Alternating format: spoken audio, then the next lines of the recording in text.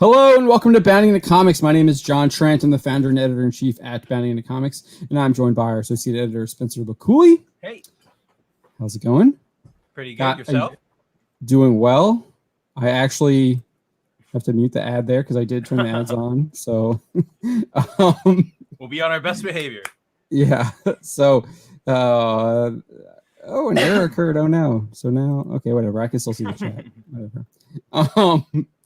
Yeah, I usually have another tab open so I can see you guys' chat because sometimes the StreamYard chat is behind. So I like to be able to catch up. And then plus in StreamYard, you can't see the super stickers and like what they actually look like. So it shows like a generic icon. Yeah, so I have to go. What super sticker did we get? If we get super stickers. But yeah, so we got a big show for you tonight. We are going to be talking Black Widow, obviously, which that's our thumbnail. I see Roof Crane is here praising Spencer's job with the thumbnail. He does have a suggestion. It says the thumbnail on or the pill rocket should read "What Remains of Marvel's Goodwill." Oh, that rocket got fired a long time ago. He wants to add some flair to it, like they did with the atomic bombs. And yeah, dude. Back in World War II. Roof Crane is saying CIA nuked the Image.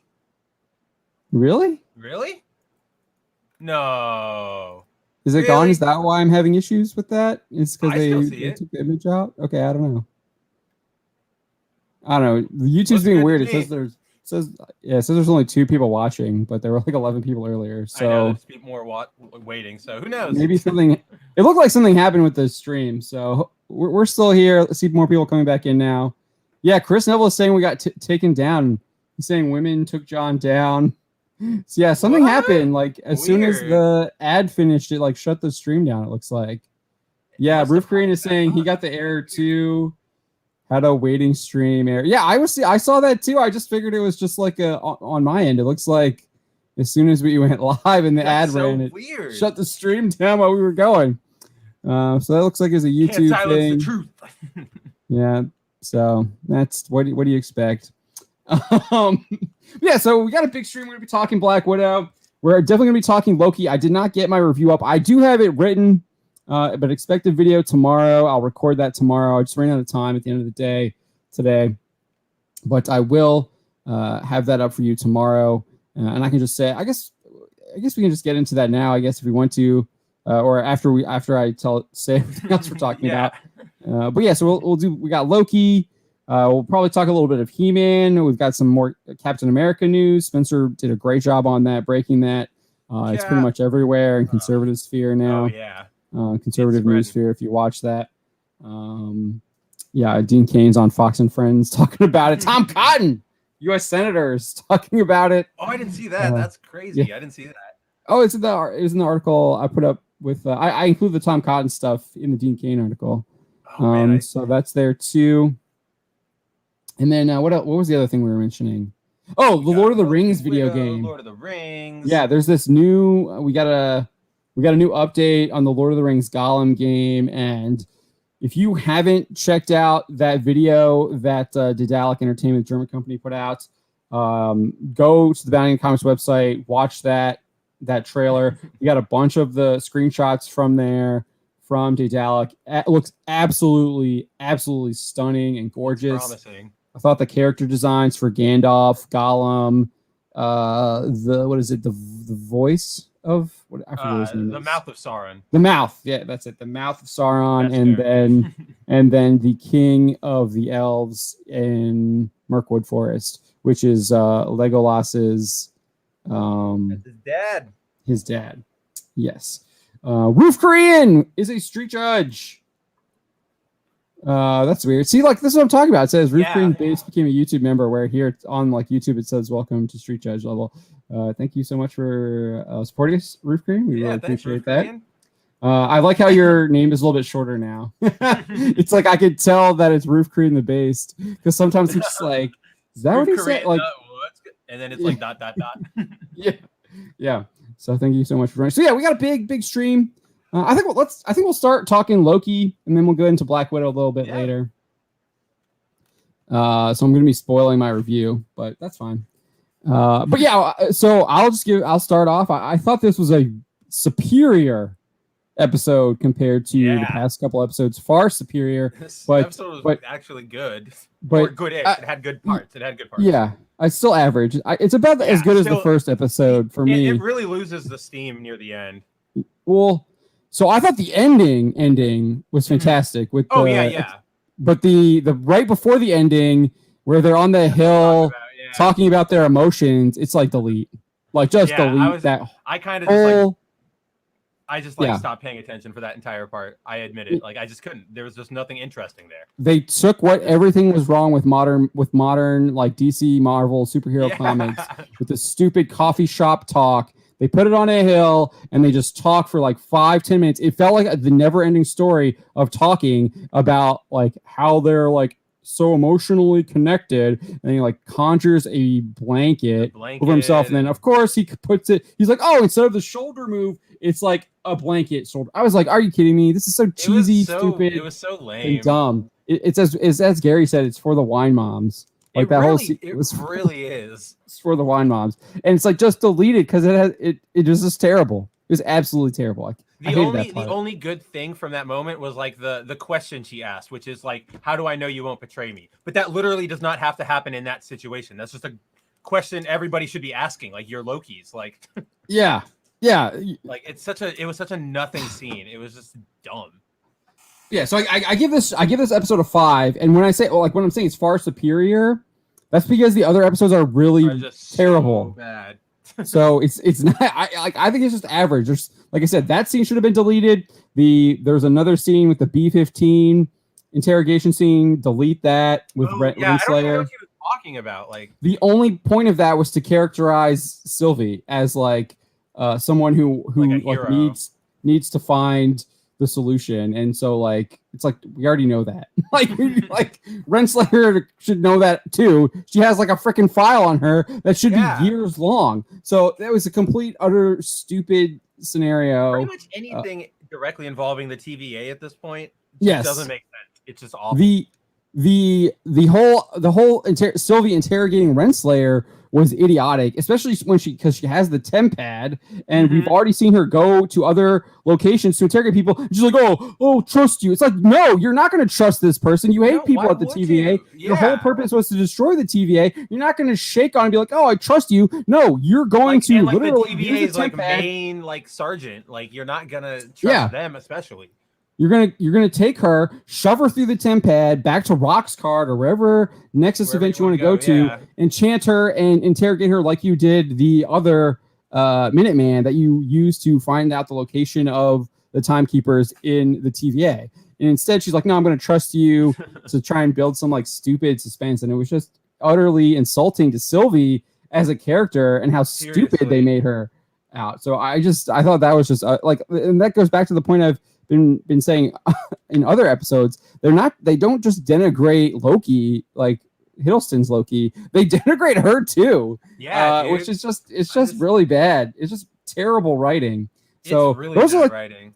those were like the big really points that I couldn't stand. And then the whole Loki fight scene in like the kid Loki's base. Like I like the alligator jumping off like President Loki's. I guess they call him President Loki. His I hand. call him Vote Loki in my review because I like that one better. Yeah, who knows if he's president? Who did he win? Yeah, Call they it. call him President Loki in the captions, in the closed caption. The black one is called Boastful Loki. Richard Grant's is Classic Loki, and then the kid is Yeah. Kid Loki, and then the alligator doesn't get any words because Richard Grant just translates. But that was like the best part was the alligator biting his hands off. But like I say in my review, or I've got it written in my review right now, is that my reaction to that entire scene is Tom Hiddleston's Loki's reaction. He's just sitting there like rolling his eyes because that's just how like stupid it is, because they're just trying to hammer home that like Lokis are these one-dimensional characters that are always gonna like the game within the game, as Owen Wilson's Mobius says. Mm-hmm. But yeah, Mark Lorseth says the alligator Loki was cool. Yeah, actually, I totally skipped out on the chat. I should have. We got Chris Neville is here. Ravul Arvida is here. Sorry, I skipped it. Father Christopher Miller is here, so he's gonna go watch Black Widow now. Luis Morales is here. To Hillam 29. Good to see you. Mark Gale is here. Bunny with the keyboard. How's it going, Bunny? What's up, Bunny? Everyone's saying they've got the errors. Jay Lee is here. Hey, Jay What Lee. up, Jay? Mr. Anime is here. Yeah, I said in my video earlier about Black Widow, Mr. Anime, that I might not like. The only reason I'm going to go see Black Widow, and I'm going to see it late because I'm going to be out of town, is for the website so we can talk about it. Right, of course. Yeah. Let's see. Just Delightful is here. How's it going? Bodega Outlaw is here as well. Bodega. Bobby Campbell is here. 100% facts, Bobby Campbell. It's my nickname for Bobby Campbell. Mark Lorset says he doesn't hate Loki like everyone else. So like I said, like I don't hate it. I'm critiquing it. I think there's lots of problems with it. Like I thought the last 2 episodes were terrible, but I thought the first episode was average. The 4th episode was below average.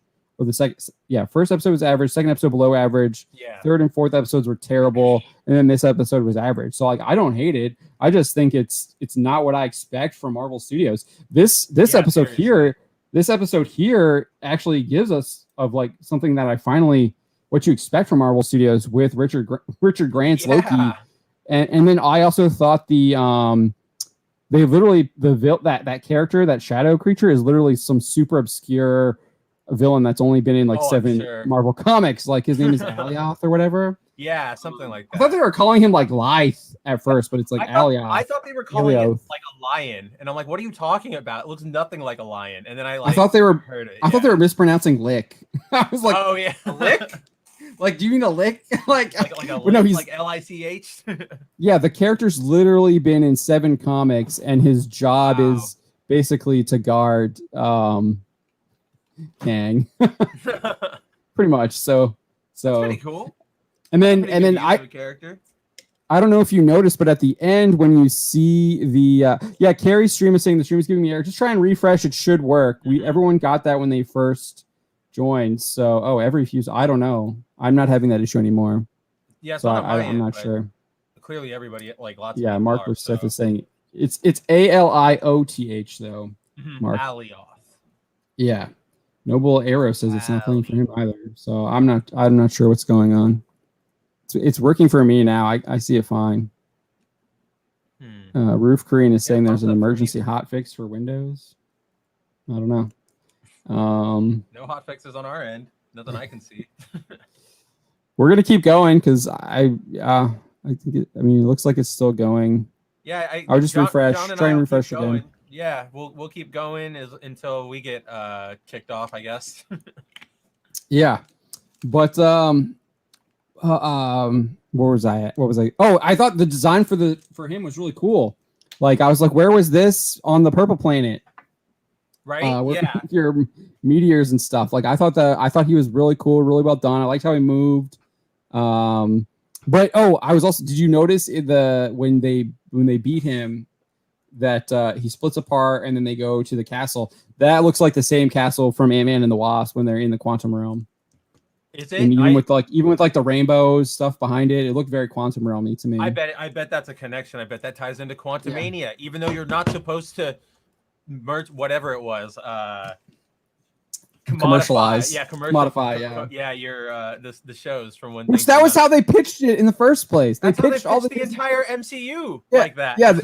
Yeah, they pitched the Disney Plus shows as like where you have to go watch the Disney Plus shows because they're going to connect it into the movies. Like that's the one thing. Like watching this episode, especially like with that really drawn out Loki, like Sylvie scene and the like drawn out Loki fight and just there's a lot of wasted time in this episode, and it really does just reinforce like this should have just been a movie. Like this they're just trying to stretch this out for Disney Plus the third episode. Yeah, cancel it. They're like a lot of these things. Like I know we expect like I know when we're doing Mandalorian, it's like why is this a 20-minute show? Like I'm expecting like a 45-minute show. Yeah. But with Loki, it shouldn't be 6 episodes. It should just be a single movie, and they should have cut a lot of the fat. I think the editing needs a lot of work. They needed a script doctor to go over a lot of this stuff did. and cut a lot of the stuff off. But the whole like you can just get rid of the entire third episode. Yeah. And then even the last one was pretty pointless too. Aside from like the reveal at the end, I guess. At the very end. So that's what I'm saying. It's like they just Bunny with the keyboard. There's like we've said before with like we said it with like WandaVision and Falcon, or more with WandaVision, less with Falcon, but just watch like the special or the post-credit scene for each of these shows, right? Like even that's basically all you really have to do. It's like that and maybe like the highlight reel they put out when the show's over, and you're good. You know exactly. That's all you need to know. That's all. No, they're gonna. If I was Marvel and this leads into some kind of like Kang the Conqueror movie or whatever, just do your like little 90-second recap in front of it, and it's all you need. Because I mean, you're not missing anything. But Bunny with the keyboard says this could have been a halfway okay 2-hour movie rather than a 5-hour series. He or she is agreeing with you. Oh, I think it could have been a great movie if you again cut most of the TVA fat,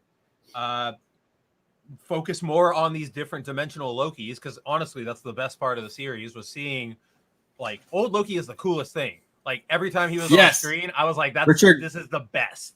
Classic, they call him Classic Loki. Classic Loki, yeah. But yeah, old Loki. Richard Grant stole the show. They actually, I thought the writing for him was really well done. When he tells you his story, that's an absolute masterclass. Because unlike what Marvel would do, like if you remember, like I was going back and like for this Drax story, I was going back and looking at stuff in Guardians of the Galaxy. And if you remember with the Collector scene, the Collector's like telling you about the Infinity Stones. And then even with Wong, he's like telling you about them and they're showing it to you. With Grant, there's no visuals. It's just him sitting in that room talking. Did you freeze, Spencer? He froze. I'll keep going though. But it's just Grant sitting in that room talking, and like you can see it. It's just a masterclass in oral storytelling from Richard Grant there. And I thought that was absolutely fantastic because you can see him just kind of isolated on this world, creating this illusion to fake out Thanos. Absolutely fantastic storytelling by Richard Grant. I thought he did fantastic. I see YouTube Me is very critical of this. Yeah, we lost Spencer. Hopefully he'll get back. YouTube Me says actors suck other than Owen. Yeah, I'll agree. See, I'm not so much on this as the acting. I think Hiddleston's acting is fine. I think it's the dialogue that he's oh, you're trying to add yourself and I was adding you too. And cancel each other out. I really think Richard Grant was fantastic. I don't know if you caught all of that. Yeah, I did. Masterclass, dude. He's so freaking good. That scene was absolutely fantastic when he's telling his story of what happened to him and how he evaded Thanos, faked out Thanos, tricked Thanos. I thought that's what was going to happen in the first place when I watched Infinity War. Dude, that like when he gave that explanation, I was like, yes, that is what Loki would have done. Like, why did he let himself get killed in Infinity War? And then Richard Grant even drops. Wait, was it Richard Grant? Yeah, where he's like, I know you boys like how it looks, but blades completely useless. I was like, yes. Yeah. He's like, you know, we're sorcerers, right? And I'm like, yes, right. Thank you. Like, hell yeah. Yeah, which is crazy because like in the first Thor movie, that was like Loki's main like attack was his sorcery. Yeah. He was creating all the illusions and stuff, and then they kind of went away from doubles to like fight Thor. Like, on the Rainbow Bridge. Yeah, that was a great fight scene too. That movie has great fight scenes. It's and really then good, guys, go back and watch it. Yeah. But yeah, so I think Hiddleston is doing fine. So for me, I think it has to do with the directing and the writing rather than the actual acting. I obviously I'm not an actor, so it's hard for me to like really critique that. And we'd have to get someone on who might be a little bit more expert on that. But do. It says Nashville. I got it in Tennessee. But yeah, so I don't blame the actors for that. I think because we know Hiddleston is a good actor. We know what he can do with Loki. And you see that. You see flashes of that in this show. In the beginning, I thought there were some good flashes of that. And then the writing just tapered off like terribly. Because they had to neuter him. Like they had to neuter him so hard. Like the part where he was whining was like super annoying. And then the kid Loki tells him to shut up. Is annoying. I actually liked Hiddleston's Sorry. speech that he gives when he says he comes up with the plan to like kill the Beast. I actually thought that was classic Loki. I thought that was actually That it was more of a one Thor those moments. I think you could argue that was maybe more of a Thor speech, but it was Then you could decent. I probably thought it was, argue, the delivery he was got good. inspiration from his brother, yada yada. Yeah. But it definitely was a very Thor-y speech. Yeah, but I thought that was a good delivery. But Yes. the special effects are the amazing bulk quality green screen. Yeah, I will say I have not been impressed with the visual effects at all. People are somehow raving about them, but I had not been impressed with them at all until this episode. I really did like the Asgard creation. I thought that looked really cool. And then I thought the Shadow Beast was pretty cool. Shadow Beast was cool, especially like if you guys look at what he looks like in the comics. Like I looked he looks it up exactly like Sean him. Yeah, it looks dead on. Oh, It's do you want to exactly share? that. Yeah, let me. I just had him open. Dang it. Alios. And then obviously Richard Grant's costume is just phenomenal. Oh yeah, always. Just yeah. Everything about Richard Grant's appearance in this episode was fantastic. Yeah. He steals the show for sure, 100%. The only problem with what they do to his character is how they kill him. Yeah. With like the self-sacrifice. Yeah, I didn't like that because they literally showed him use a portal to get out of their little like hideout, and so he to go to a different place on the planet. Why did he not use Why did he not use a portal? He should have just maybe that was an illusion though, and he did create a portal, and they just didn't show us. So that's the only thing I can hope. I was kind of hoping at the end that, like, I saw old Loki and I was like, okay, they're just gonna do the thing where all the Lokis stay to help out, right? And like, okay, whatever, cliche. But I was really excited to see. I thought when Alioth was like coming for Richard Grant and there was sort of like that little circle around him, I thought it was Alligator Loki casting a spell, and I was gonna be so excited because that would have been so cool. Yeah. There were a couple missed opportunities there. Like as much as I like that, like they could have gone bigger. Like it's that Inception where it's like if that's what you're going with, you gotta dream bigger. Yeah, right. Yeah. So yeah, but no, he looks. I mean, I think that he looks just like that. So just a different color inside his mouth. Yeah. The one thing about there was a ton of Easter eggs in this episode. Yeah, the Thanos copter, Throg, Mjolnir. I probably missed a bunch, but yeah, they had Throg trapped in like a bottle. I think he was like trying to bounce out. That was that was pretty good. And like the Mjolnir was like right above him. So I think he was trying to go for it. Yeah, one has to wonder if that he was created there, like that was actually a frog, and that Mjolnir was like the shard, like a shard, like landed in or something. And it just happened to be next to the frog, and then zapped him. And then someone took the hammer away from him or something, the tiny hammer. Yeah, that's actually a really good. I didn't think about that. That's awesome. See, Throg rules. I wish Don was here. Don was so excited for Throg. Yeah. The others. Speaking of special effects, I thought the it's a Cannon class cruiser from World War II. That scene was awesome. That was pretty. That was like the most MCU scene of the entire show so far. Like I felt that was so MCU, having it like the ship drop in, these people are fighting, they're in the middle, like they're fighting, and then he just wipes them out. Yeah. And that was like what you expect from the MCU from the MCU show. Yeah. And a threat, yeah.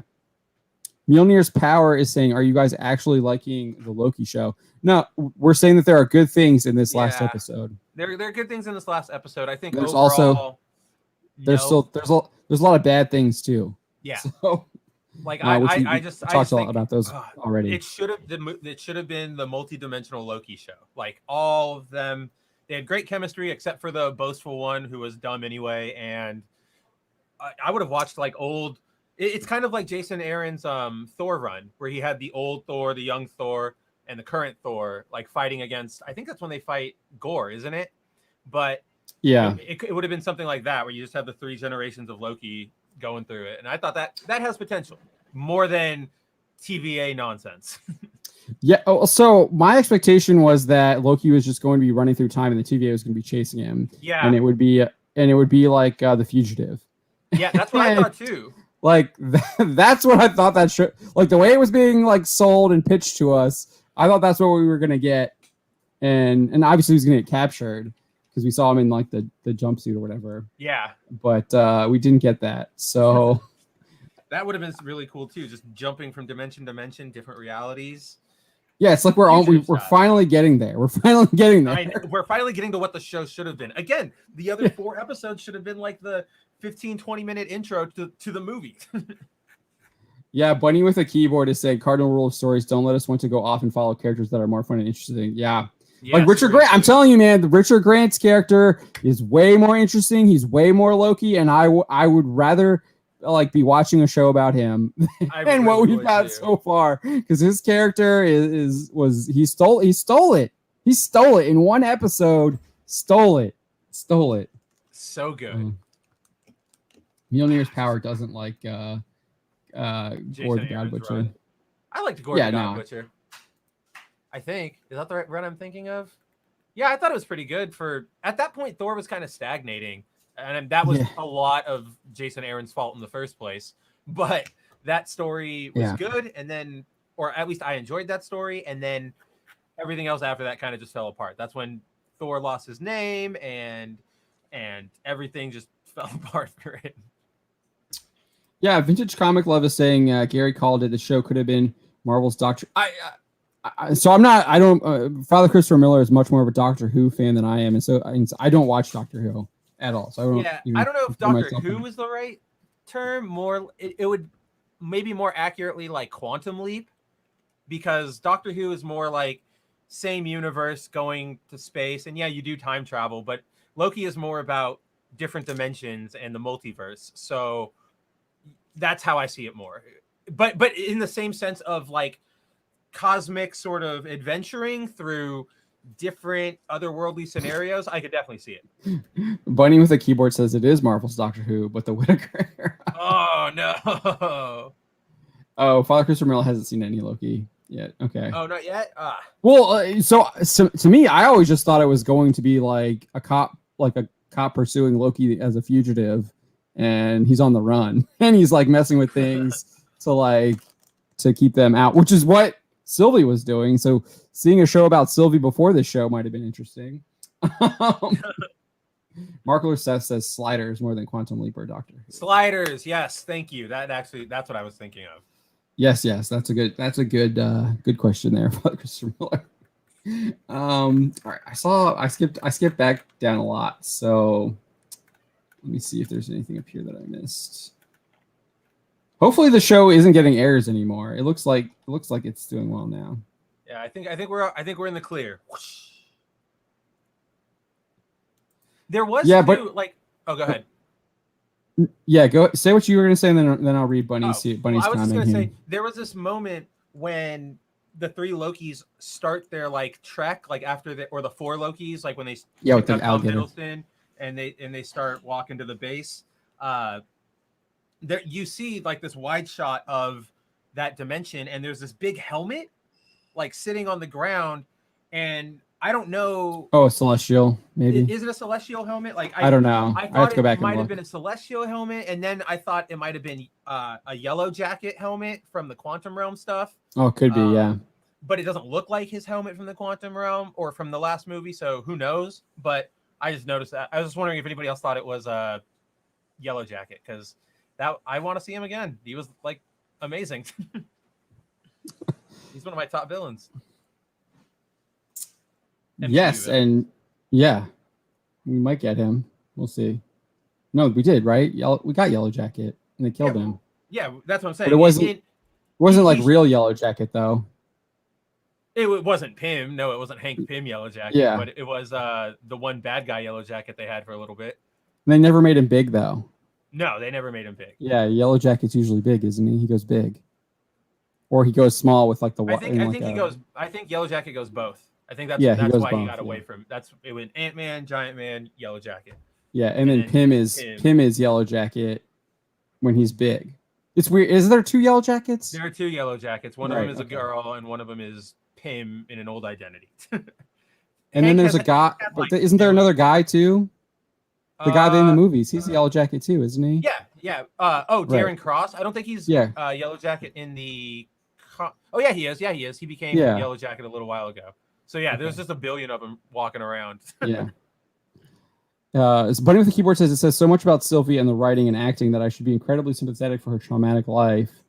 And I just don't care. I think the issue with that, Bunny, is just how bad the writing is, because in the last episode, they gave us a ton of background on her, which they should not have done, where they explained that she'd been running since she was like a little girl from the TVA.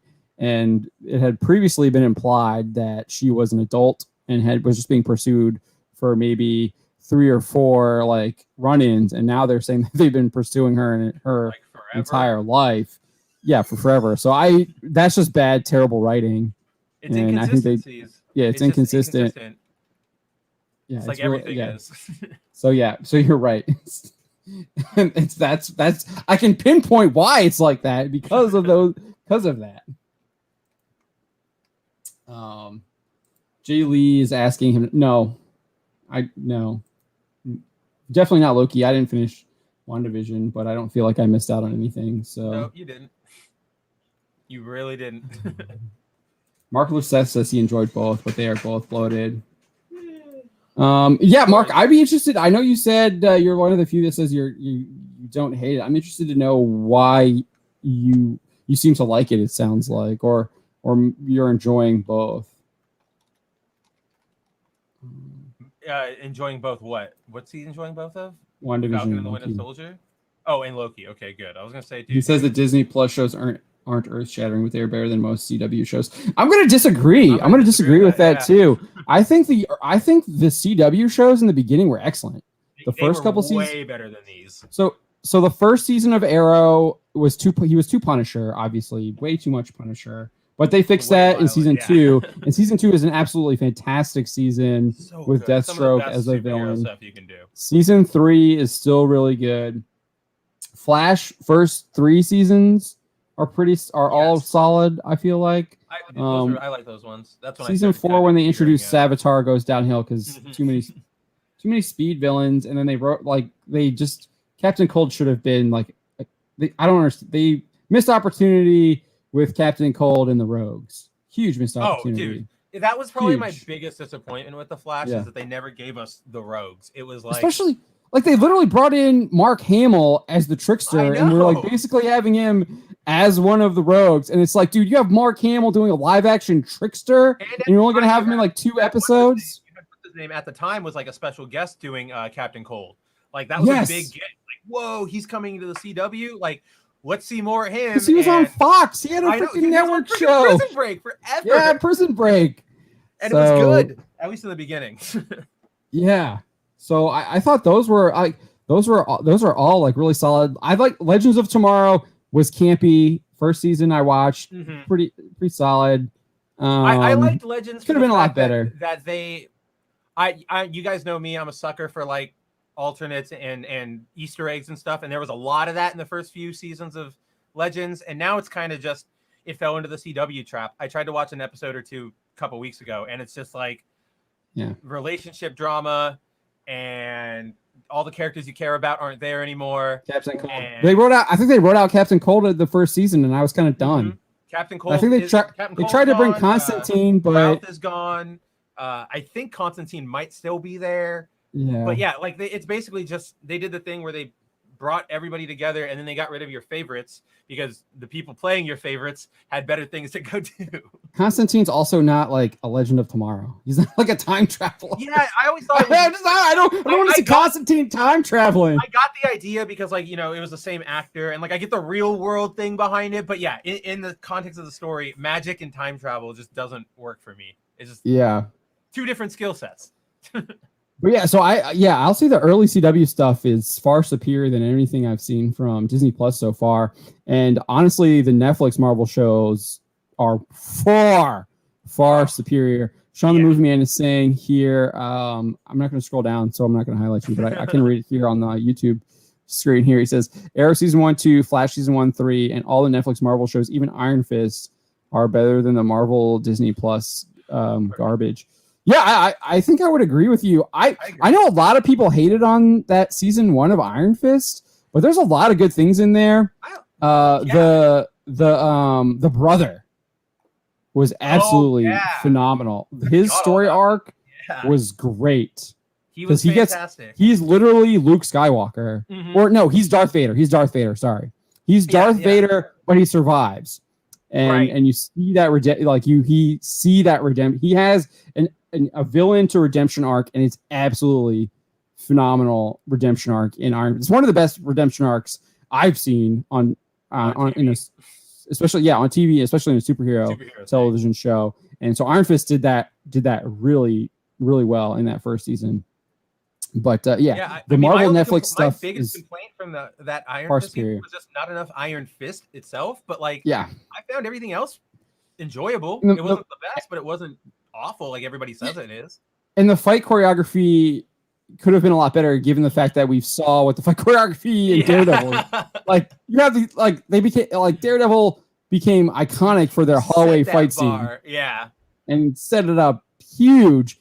That second season of Daredevil, those first 4 episodes of The Punisher, man. I don't think you get any better superhero TV than that. I really don't think you do. It's I tell people, they're like, "What do you recommend?" And I was like, "Watch season 2 of Daredevil, the first 4 episodes, and you don't need to watch anything else because those are the 4 best episodes of superhero TV ever created." That's how good that stuff is. I'll stand there. It's not only is it it's fantastically acted. Everything looks like it should. It is an adaptation of the comics with only minor changes made to make it, TV palatable, which is fine to me. You got to do what you got to do sometimes. And it's called an adaptation. Yeah, exactly. It's an adaptation, but it's actually an adaptation. It's not saying we're going to adapt this and it's change it. Yeah, and it's a completely different Create thing something wearing new. the name. Yeah, it's not that. It is an adaptation of those stories. That scene on the freaking roof where Frank is chained up is so good. And no, Daredevil's chained up. Daredevil's chained up. Sorry. He's chained up. Frank's got him chained up. Yeah. It's so no, I'm with John there. If you got to recommend anything to anybody, those first 4 episodes. Yeah. They make Tom Loki a simp for Sylvie, says Chris Neville. What is that? Oh, that's the helmet. That's the helmet. I think that's that definitely. Yeah, that's an Ant-Man helmet. So I think between that and then is it Ant-Man helmet or the time travel helmet that they wore? I think that's that. It looks more like Ant-Man though. Like yellow jacket, yellow. Yeah. It's got the yellow panels. So I think it's I think it's whatchamacallit. Quantum realming. We're quantum realming here between this and the castle. I think that's definitely what we got here. Yes. Chris Neville says they make Tom Loki a simp for Sylvie. Yeah. Oh yeah, definitely. It's weird. It is weird. I know. So when the episode 3 where the romance starts between the two. It's the last episode. Is it 4. last episode? Oh, the third one. They're just walking around on the planet. Oh, that's right. It just has the really bad effects. It has the really bad effects and then the terrible fighting. Yeah. So I remember, or what was it? Not remember. And 4 is when they're about to die and then they're about to kiss. So right. And it's super forced. When 4 came out, between me, Don, and John, we were talking, and John and Don were like, "This is so dumb. Why is Loki and why is he dating himself? This is so weird." And I made a joke, dude, I would do it. I would date myself. And now watching it play out on screen, maybe it's just how awkward their chemistry is, but I don't want any part of that. It's just there's something weird every time they're on screen. And I think it's their own chemistry. I don't know. It's weird. I don't like it. It's wrong too. You recognize it. No way. And it's Mobius called it out. Mobius called it out. It's weird, too. Definitely.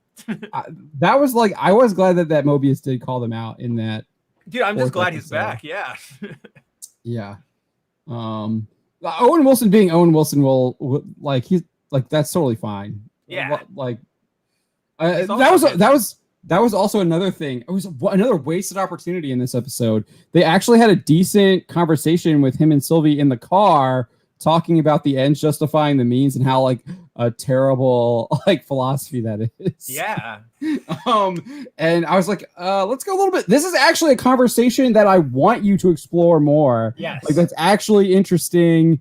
And let's get into that conversation. not the small talk with the blanket. Yeah. Let's get Small let's talk, get that's into the best that. way to put it, honestly. Let's get into that because this is actually like interesting stuff. And then it was like, no, I'm gonna go enchant the Alioth. And like they totally changed it. And I was like, Oh, come on, and that was- they pulled a Star Wars on that. They pulled a Rey, and it made me so angry. Where Sylvie's like, "Help me enchant Alioth," and Loki's like, "I don't know how," and she goes, "Yes, you do, because we're the same person." It's like that's not how it works. Just because Yeah. one person, like Loki would have, it's the Scarlet Witch thing too, where Scarlet Witch just knew how to throw her freaking hexes at the wall after watching it happen one time. Like, Marvel, stop doing this, or Marvel TV writers, stop doing this. It's annoying. Yes. It's also Yes. stupid. I will like so the one counter with that is that we got Drew in the chat. Drew, get on the panel, bro. You got the link. The one counter with that is like I was actually surprised she needed help. So like Yeah. I was shocked by that. So that was interesting. So just like to put like not to push back, like I get that she just instantly like Loki is actually the one who's Rey and like instantly learns the power, but Sylvie actually needed help. She wasn't able to do it alone. That's just an addition. Yeah, no, it was different.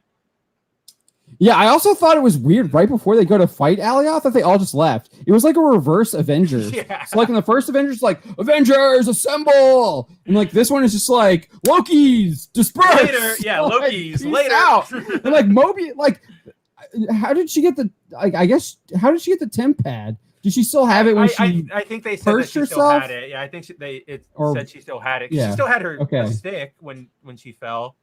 I wasn't sure. Because they showed Renslayer with a temp pad. Maybe she just got a different one. Like just picked one up from the armory or something. Yeah. Yeah, she got a replacement or whatever. I'm sure they got a lot in there. YouTube me is asking if there's more flies that you're trying to kill. Not now. Okay. Not. He said you were doing some kind of hand motions. Oh, I was probably fixing my hair, or just. Oh, I was doing Loki magic. I was going. Yeah. Yeah. There you go. I had a thought and then it just escaped me. Let's see here. Oh, it was about the Loki's just dispersed. So like Mobius is literally just gonna go back to the TVA as a one-man show. Like, what are you doing? And like you're getting captured, like, bro. Yeah, he's like, I'm gonna burn it all down, and I'm like, shouldn't you take one Loki with you? Like just one? Like take Kid Loki. Like he's not doing anything. Like just and take him with you. The other Lokis are just like, nah, man, we're cool. Like, just staying here. Yeah, like we're out of here. Bye. And we're not going to actually help you, like, fight this thing. Like, peace. I thought it was just like, what? What is the point of having them stand on the mountain? What was the point of them even? Team up and... Yeah, what was the point of them even being in the hut, having all these like stupid small talk conversations if they're just gonna peace out anyways? Like, I thought that was supposed to be like the calm before, like, it was literally supposed to be the calm before the storm, right? Yeah, I thought it was that moment where like old Loki would realize, like, yeah, you know, Loki, like Hiddleston Loki was crazy with his plans of escaping, but you know what? I haven't heard anything better. Like, let's go for it. Like, that's what I thought was going to happen, and we get a Loki fight, but we don't. We get one Loki, which is fine because it was awesome. Can you imagine instead of having that stupid fight in the hideout of Kid Loki, like they had like convinced all of the other Lokis to like attack Alioth and like kill it? That would have been like you could have a freaking like endgame fight. Like I thought, you know, the idea of how, even though it was very like nail on the head, very overdone, like I'm missing the right word, but it just the whole like, aha, you tricked me, aha, I backstabbed you. I thought like, okay, little cute, little clever, like that's fine. But then they went to that fight, and that's where I was like, why are they fighting? They should have done something like that where they trick each other again into like fighting alongside them. Like that's how Loki would have done it, and that would have been really clever and funny. And instead, we just get weird random brawl. Right. Yeah. No. Yeah. It would have been really cool if Hiddleston's Loki would trick them into his plan to like attack Alioth or whatever. Yeah, that would have been really cool. and like whoever kills him becomes the king or something like that. Yeah. I mean, it would have to be a little bit more thought out than that because this is Loki, right? You're not gonna fall for something like that. I mean, but again, they wrote that like whoever like betrays them gets to become king. Oh yeah. So that's the level of writing that we're was at so there. dumb. I didn't even, and it's like king of what, dude? You know where you are. Like, it made no sense to me. It made no sense. Yeah, Bunny with a keyboard says, I think they use. Yeah, see, I'm fine with that though too because we also got Grant's like backstory and how he was just like, I wanted to go back to Asgard, and you felt that when he was telling the story, that loss that he had. So I actually thought using like, yes, it was cheap, but they actually did a really good job, like, which is fine, but they actually did a really good job of connecting that to the character from Grant's story. So I thought that was really symbolic with him creating Asgard as well. Yeah. So I like that. All of it. Yes, Sean the Movie Man says Richard Grant was more movie Loki than Hiddleston the entire series, 100%. Except for maybe the very beginning of the first episode. Yeah. Where they used Endgame footage. In like the two, then the like 2 minutes before he gets like beaten up by the TVA and emasculated. Yeah. Find any information about Kevin Smith's podcast? Not yet. I haven't looked into it, but it is on my list. So I will let you know when I do. Trust me. Yeah, Mark, I watched that. So I did watch the scene again when I was writing my review, and obviously he like gets down and gets tired, but like he was also still like, I don't know, he's still trying to summon stuff. So I don't know. I don't buy it. I think he could have made a portal. Yeah, he still had green magic on his hands right before he got taken out. Yeah. Yeah. I hope they pull an All Hail the King because everyone loved Richard Grant, and they're going to explain it that it was just another illusion that he created.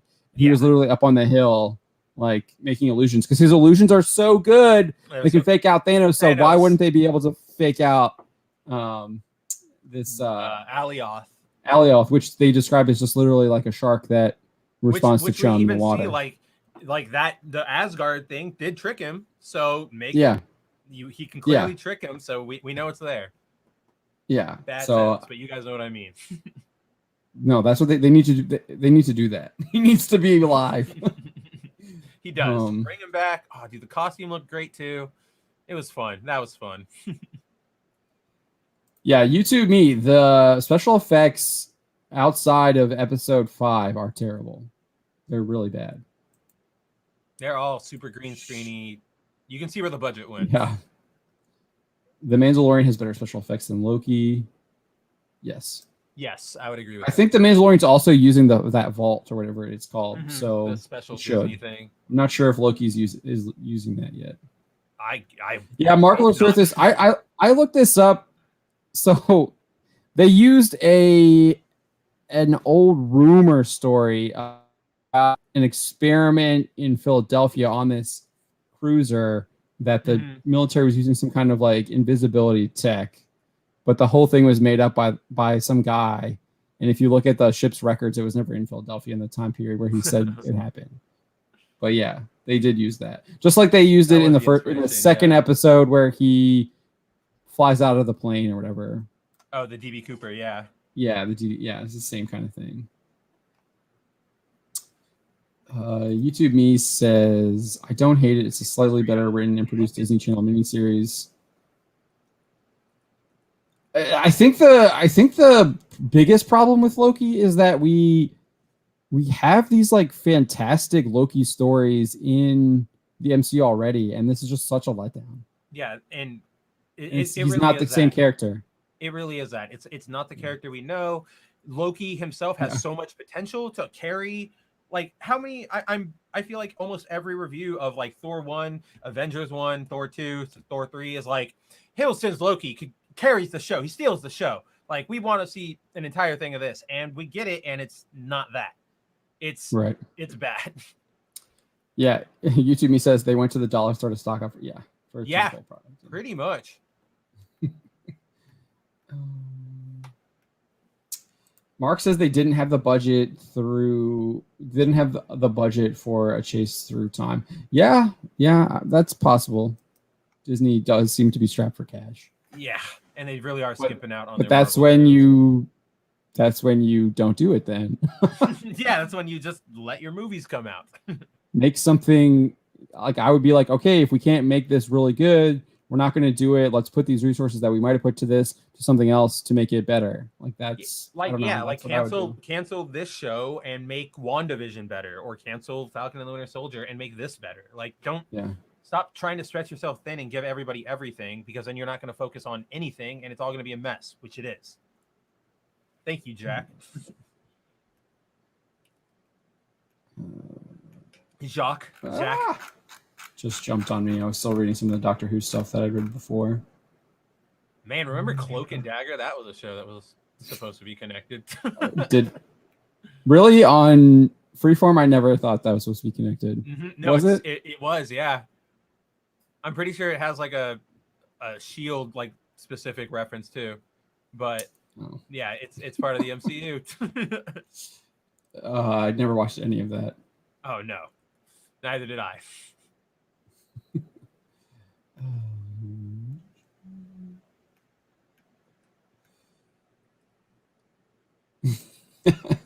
Anytime the writing is bad, I think she touched like every single episode. I feel like of the show. I mean, she definitely wrote that third episode. She was an editor on the second one. I didn't look at the credits for the last two, but I wouldn't be surprised.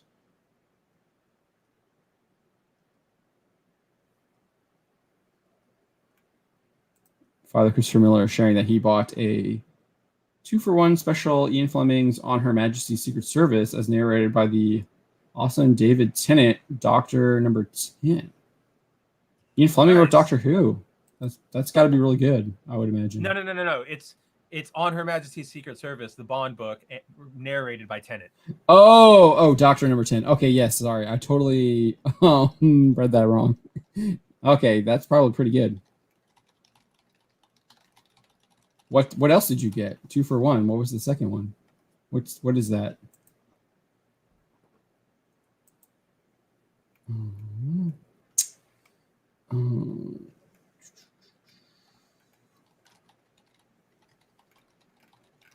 gonna skip through all the Legends of Tomorrow stuff.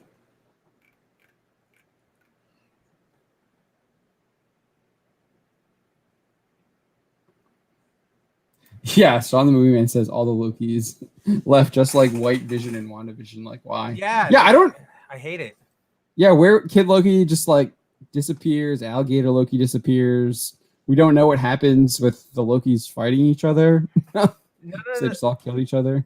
Who knows? Marvel, all the best parts of the Marvel shows just get like hand waved away, except for maybe Walker, U.S. agent from Falcon and Winter Soldier.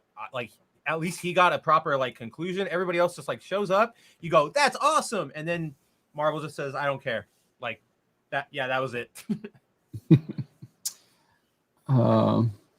Yeah, Dread Pirate Mikey says, well, logically, wouldn't there be more than just Lokis at the end of time? Why just Loki's? Yeah, the only one who's a non-Loki is Mobius. So I presume. I presume because it's end of time. Alias already eaten everything else, and so you've got the recently transported Hiddleston, Mobius, and Sylvie, and then you've got the Lokis who were hiding out, and then you've got the Vote Loki band of marauders. Like, that's how I saw it. That made sense to me. Kid Loki does mention that there's like cannibals and other types of like marauders. Yeah, but I don't know. They probably skimped on that because they didn't want to. They probably had like Mad Max people in mind, and then. Oh yeah, absolutely. Didn't do it. Ran out of money. I don't. People think that Owen Wilson is going to be Kang. I think they cast. There's a rumor they cast someone else. The guy playing Hawkman, right? No, Aldous Hodge. I think. I thought. Yeah, that's who's playing Hawkman. Yeah, I don't think so. I think it's Jonathan Majors. Oh, that's right. It's a different guy. Yeah. YouTube me. I'm not reading that comment that you just posted. Yeah, I don't buy. Yeah, I'm gonna get back to Dread Pirate Mikey's here. Yeah, I don't understand why there aren't more. You would think like there's other people who are survivors too in the Marvel universe. I It's mean, you're not also just it's not looking just at one Loki's. spot at the end of time. We don't know how big and vast that area is. True, but you would. I don't know. We just I don't know. We only see those one people. But yeah. Yeah, but you could argue the same thing in like Mad Max. It's like, oh wow, in Mad Max you only see these people, but it's supposed to be this giant wasteland, and it's like, yeah, but you're not looking at all the wasteland. You're looking at this little specific area. I don't know. I feel like in Furiosa we see a lot of different types of people. I mean, in all the Mad Max movies, you see different types of people. You see different types of people, but not a lot of them. Like that's what I'm saying. Is like it's Australia. Huh? It's Australia. They're in Australia. I know. Yes, and it's after like apocalypse. Lots of people died. Those are the survivors. I know. That's what I'm saying. Well, I know. That's what I'm saying. Like, right. Like that's just the same. That's what it is to me. The same thing with Loki. You have this end of the world place where everybody who goes there is supposed to die from the big cloud monster, and some people happen to survive. They get away somehow with magic or a car, however you want to get away. And that in this little area, these are just the group of survivors. This is the little Loki enclave, and maybe down the way you've got some mutants who survived or something, or some Kree. But like that's, I don't know. I don't take any issue with it.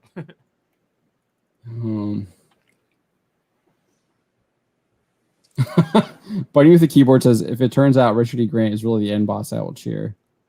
It'd be a fantastic. I don't think so. It's going to be Kang. Oh yeah, definitely. It's like, if it's not Kang, then holy crap, that's even worse.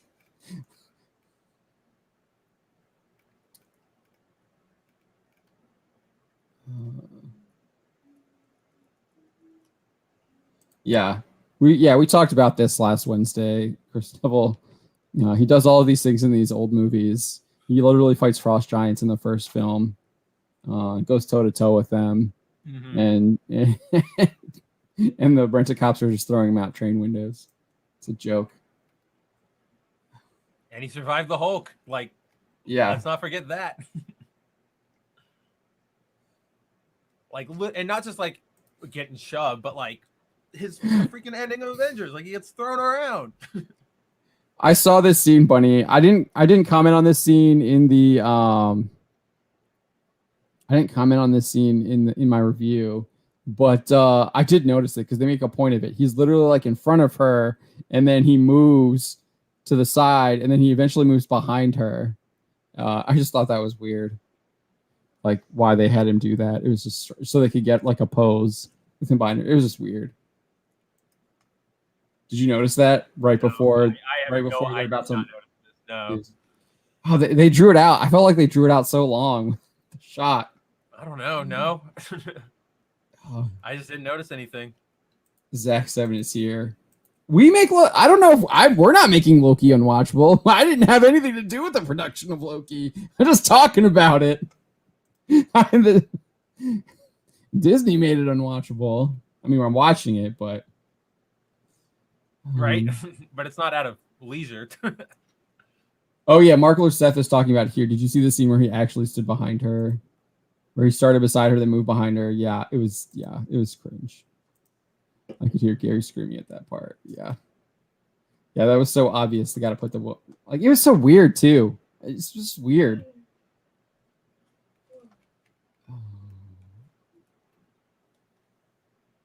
Has Sylvie pulled any pranks? Has she lied? Is she the non-Loki? I don't know. That's what they're trying to imply.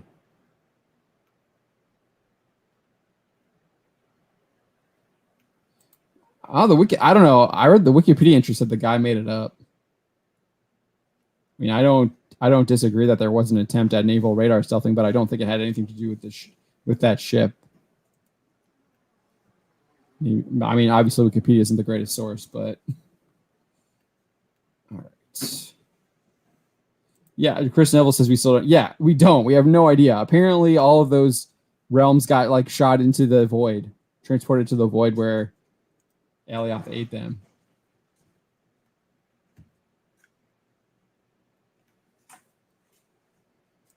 Yeah, of course. Mark's like they messed up that cliffhanger because there are dozens of branches on the screen too. Yeah, that was actually probably supposed to be the end of the show, and then they go into like Doctor Strange and the Multiverse of Madness. But they had to rewrite that for because of WandaVision. All right, I see we got a super chat here, so let me see if I can find it. It's not showing up on the streamer. Do you see it? Yeah, I see it. There it is. Okay. Sean the Movie Man for $5 says Carly the Terrorist Misunderstood. Who's Carly? The Falcon and the Winter Soldier. Oh, I did not watch that, so I wouldn't know. Sharon Carter wronged, Wanda sad, We've and talked Sylvie... about the character a million times. No, it's spelled wrong. That's why I think it's Karli.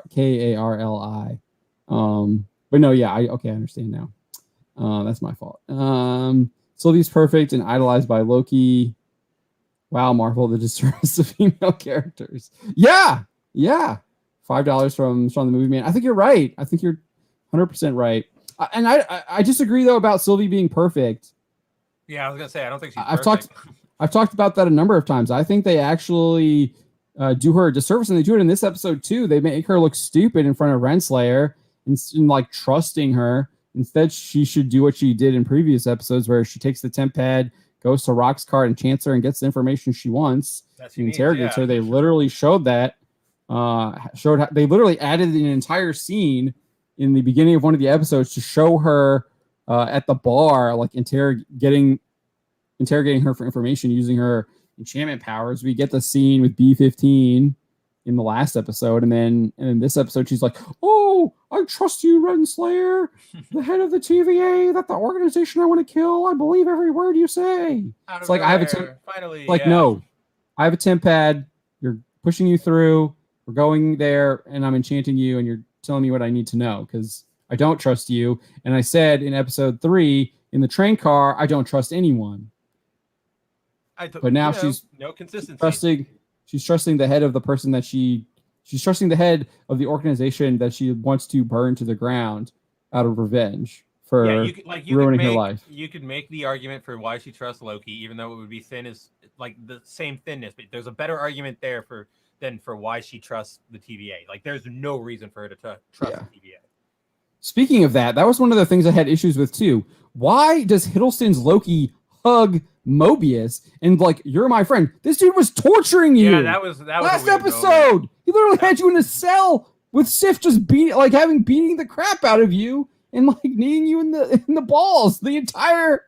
And I just feel I just feel like a hug isn't Loki's thing either. Like I feel like Thor. You would get Thor would give you a hug, but Loki, his like respect is like a firm handshake. Like he doesn't give that to anybody, but when he does, like, whoa, like I'm somebody that he respects. Like Thor hugs everybody, sure, he's like the party bro, like let's go do this, like yes, my friends, my men. But Loki thinks too highly of himself for that. Yeah, it just didn't make any sense. I didn't like it. I was like, this guy's not your friend. He's not. Like this isn't the buddy cop. You didn't earn that at all. No. Yeah. No. You guys can't pull that. Tom Hiddleston's not Mel Gibson, and Mobius isn't Danny Glover. Like, I'm sorry, this isn't Lethal Weapon. You guys no, and you didn't set that up at all. Like that would have made sense, except for the fact that like if it started out with like if we were still at that point where they were still like trying to solve the mysteries together from like episode 2, and you developed from there that like Owen Wilson and him work together to blow up the TVA. Sure, I can get it. But again, like John just said, last episode, being tortured, not somebody you would be around, honestly.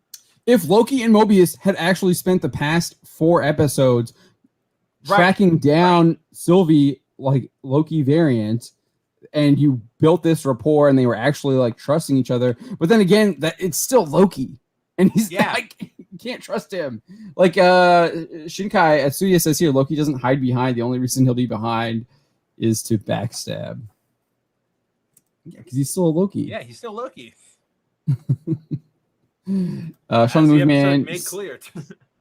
Everybody's a Loki. Says we make Loki palpable to discuss because now I know I'm not crazy on how much this show sucks. Yeah, there's so many flaws in this show. I mean, again, we're pointing out the flaws, but I do think there were lots of good things. There were lots of things I did like in this episode 5, but there were still a lot of really bad things too. Yeah, So like that's why the my thing score's only a 5. It's average. I think the biggest thing with us is that it's just so much wasted potential, and Yeah, it's that's a wasted huge potential problem. that keeps wasting our time. Like Yeah. if again, like oh, you know, like I watched Wonder Woman 84. I don't think you watched Wonder Woman, did you, John? Yes, I did. It was Oh yeah, terrible. yeah, exactly. We Absolutely both horrible. absolutely horrible. But you know what? That was an hour and a half, 2 hours of our time. We can put it away. We're done there. Here, My it's wife all hated it more terrible. than I did. Oh, dude, my entire family hated that Yeah. movie. Like we Kate had nothing positive hated to it. say about it. And Kate she liked the first one. She Oh liked yeah, the first one. I mean, I like the Yeah. first one. It was, Yeah, I like the first it one was too. good. Yeah, that 84 is just a really bad movie. And but with Loki, like terrible. imagine if they took that movie and they stretched it out to like 10 hours. Like Oh my that's what gosh. this is, right? Like that's what this is. And Can you imagine having just like a power buildup? oh my just like gosh. that actually could have been interesting, It because you could could have have been had some like great. Game of Thrones stuff going on with that. With like people coming to him and him being like a power broker. That would have been really cool. But alas, we get not Loki. We get human Loki. We get Tom Hiddleston, essentially. That's who this character is. Yeah, speaking of movies that my wife didn't like, was Deadpool 2. I didn't really like Deadpool 2 either, but it was just more of the same. Like I thought it was fine, but it's kind of like it was she just said more as of the soon as they killed off what's her name, she was like, she was literally said we should have left the theater. Oh was yeah, over at that point. that was super bad. They That did leave a yeah. sour taste in my mouth at the very beginning. killed off Marina Baccarin's character. It was like, what? Why would not you do Silver this? Fox, but yeah, like she was such an integral part of that last movie. Like such a bad idea. That's why the first movie was so good. Like, It was, yeah. And then you get the happy ending. Then you get the weird like CGI Juggernaut, and I didn't like the Juggernaut. I didn't like I know people like the Juggernaut. At least in X3, the only time he stops when he gets going is when Kitty sticks him in a floor or whatever. Yeah.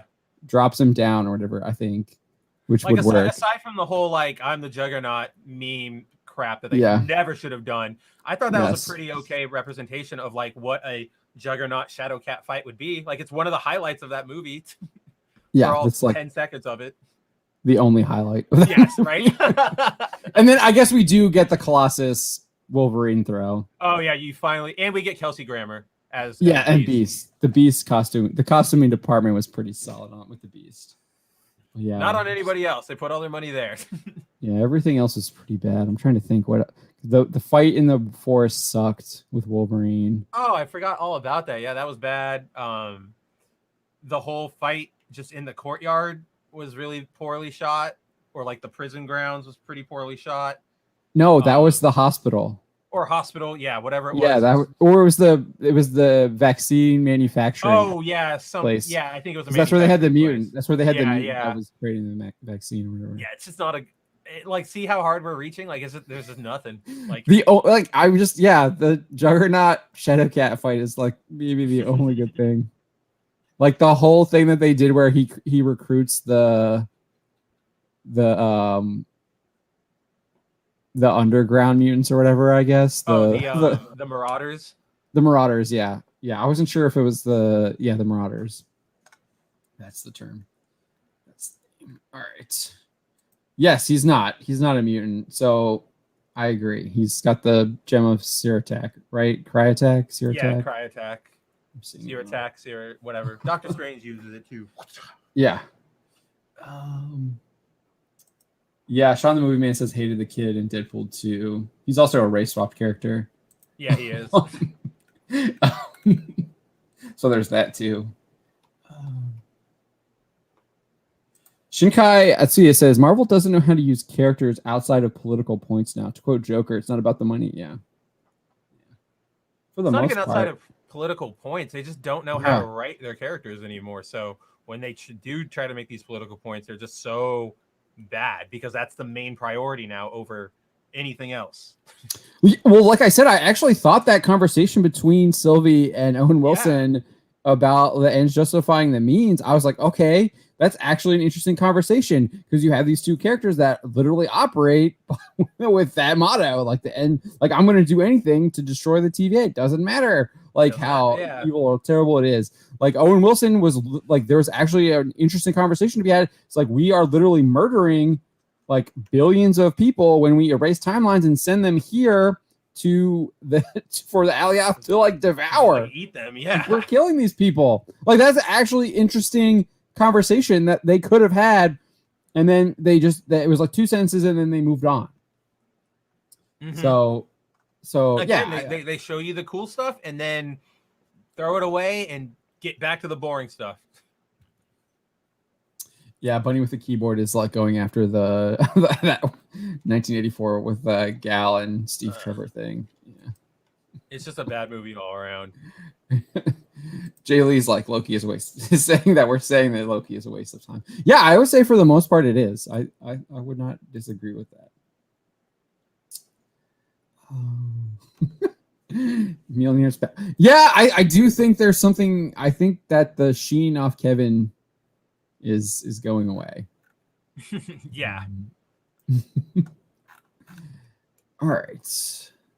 It's the same thing that happens when you leave somebody on a project too long that doesn't end. It just, you start reaching and you start trying to throw everything to stick together and it just doesn't work. And it's been like that almost since like the beginning of phase 3. It was just, we had the momentum going from phase 1 and 2 already, where like we could touch down and make it safe. Like we could hit that landing. Now after taking, like, we're not even making takeoff. Like we're wobbling up and we're just not making it. Yeah, I mean, that's not to say, like, I mean, I would probably argue that Ultron is the worst MCU film. Yeah. By far. And that's like their huge event, and they recovered from that. They did. I think Guardians was like the recovery there, or was it Guardians before? Guardians was before. I don't remember the times. Was it before Ultron? I'm not sure. But you had Guardians. You had that space. You had them going to space coming up, or like there was that promise there. Obviously, you get to see more Thanos and stuff like that, and you get to see Ronan. That's what I'm saying. Like you still had that momentum from like phase 1 and like the beginning of phase 2, right? Yeah. And so it carried us through the rocky phase 3. Yeah. And then we tried to take off again. Like, all right, that's the end of this flight. That's Endgame. We're good. All right, who's ready for the next flight of the, not Infinity Saga, whatever you guys want to call it, the Secret Saga, phase 4, yeah, phase 4, 5, 6, whatever it is, and then the plane just can't lift. There's just no power in the motor left. The pilot is not flying it like how he should. He's trying to fly it like he used to, and it just doesn't work. And everybody is shouting at him to do 700 different things that he is going to try to do because corporate synergy, and it's just a mess.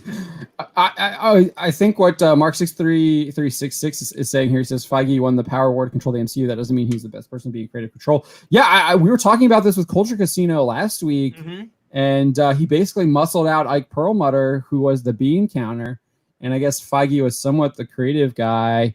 And you usually need two. You need a creative and a bean counter, and the bean counter can push back on some of the more zany creative ideas and be like, hey, no. Like, yeah, that's a great idea, but let's bring it in a little bit. Like, let's not go too far out there. Let's just go here. That'll be good. And I think that's where you kind of got with Guardians, right? Like, yeah, it's not too far out there, but it's just that right there enough. Yeah. Yeah. So you get that, and I think Perlmutter is just completely out of the picture. Oh yeah. Now as well.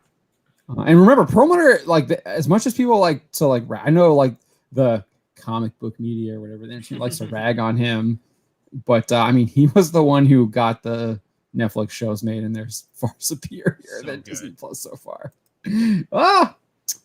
Mjolnir's Power says, I think Endgame is barred on the worst movie. Don't mock your audience for something you have no way of proving or thinking is the correct thinking. What do you mean? I mean, I have my druthers with Endgame. I'm not sure. I never got a mocking tone. Yeah. I'm not sure which part you're talking about. Yeah, with the mock your audience. I'd love to hear more about that, Mjolnir, because I've never heard that angle, but I'm open to hearing about it. I don't think Endgame is the worst by any. Age of Ultron is definitely. And then maybe Thor 2, just from being like boring. Not bad, but boring. Age of Ultron. Ant-Man and the Wasp. Ant-Man and the Wasp is there. Yeah, Captain Marvel's down Captain there. Marvel is down there.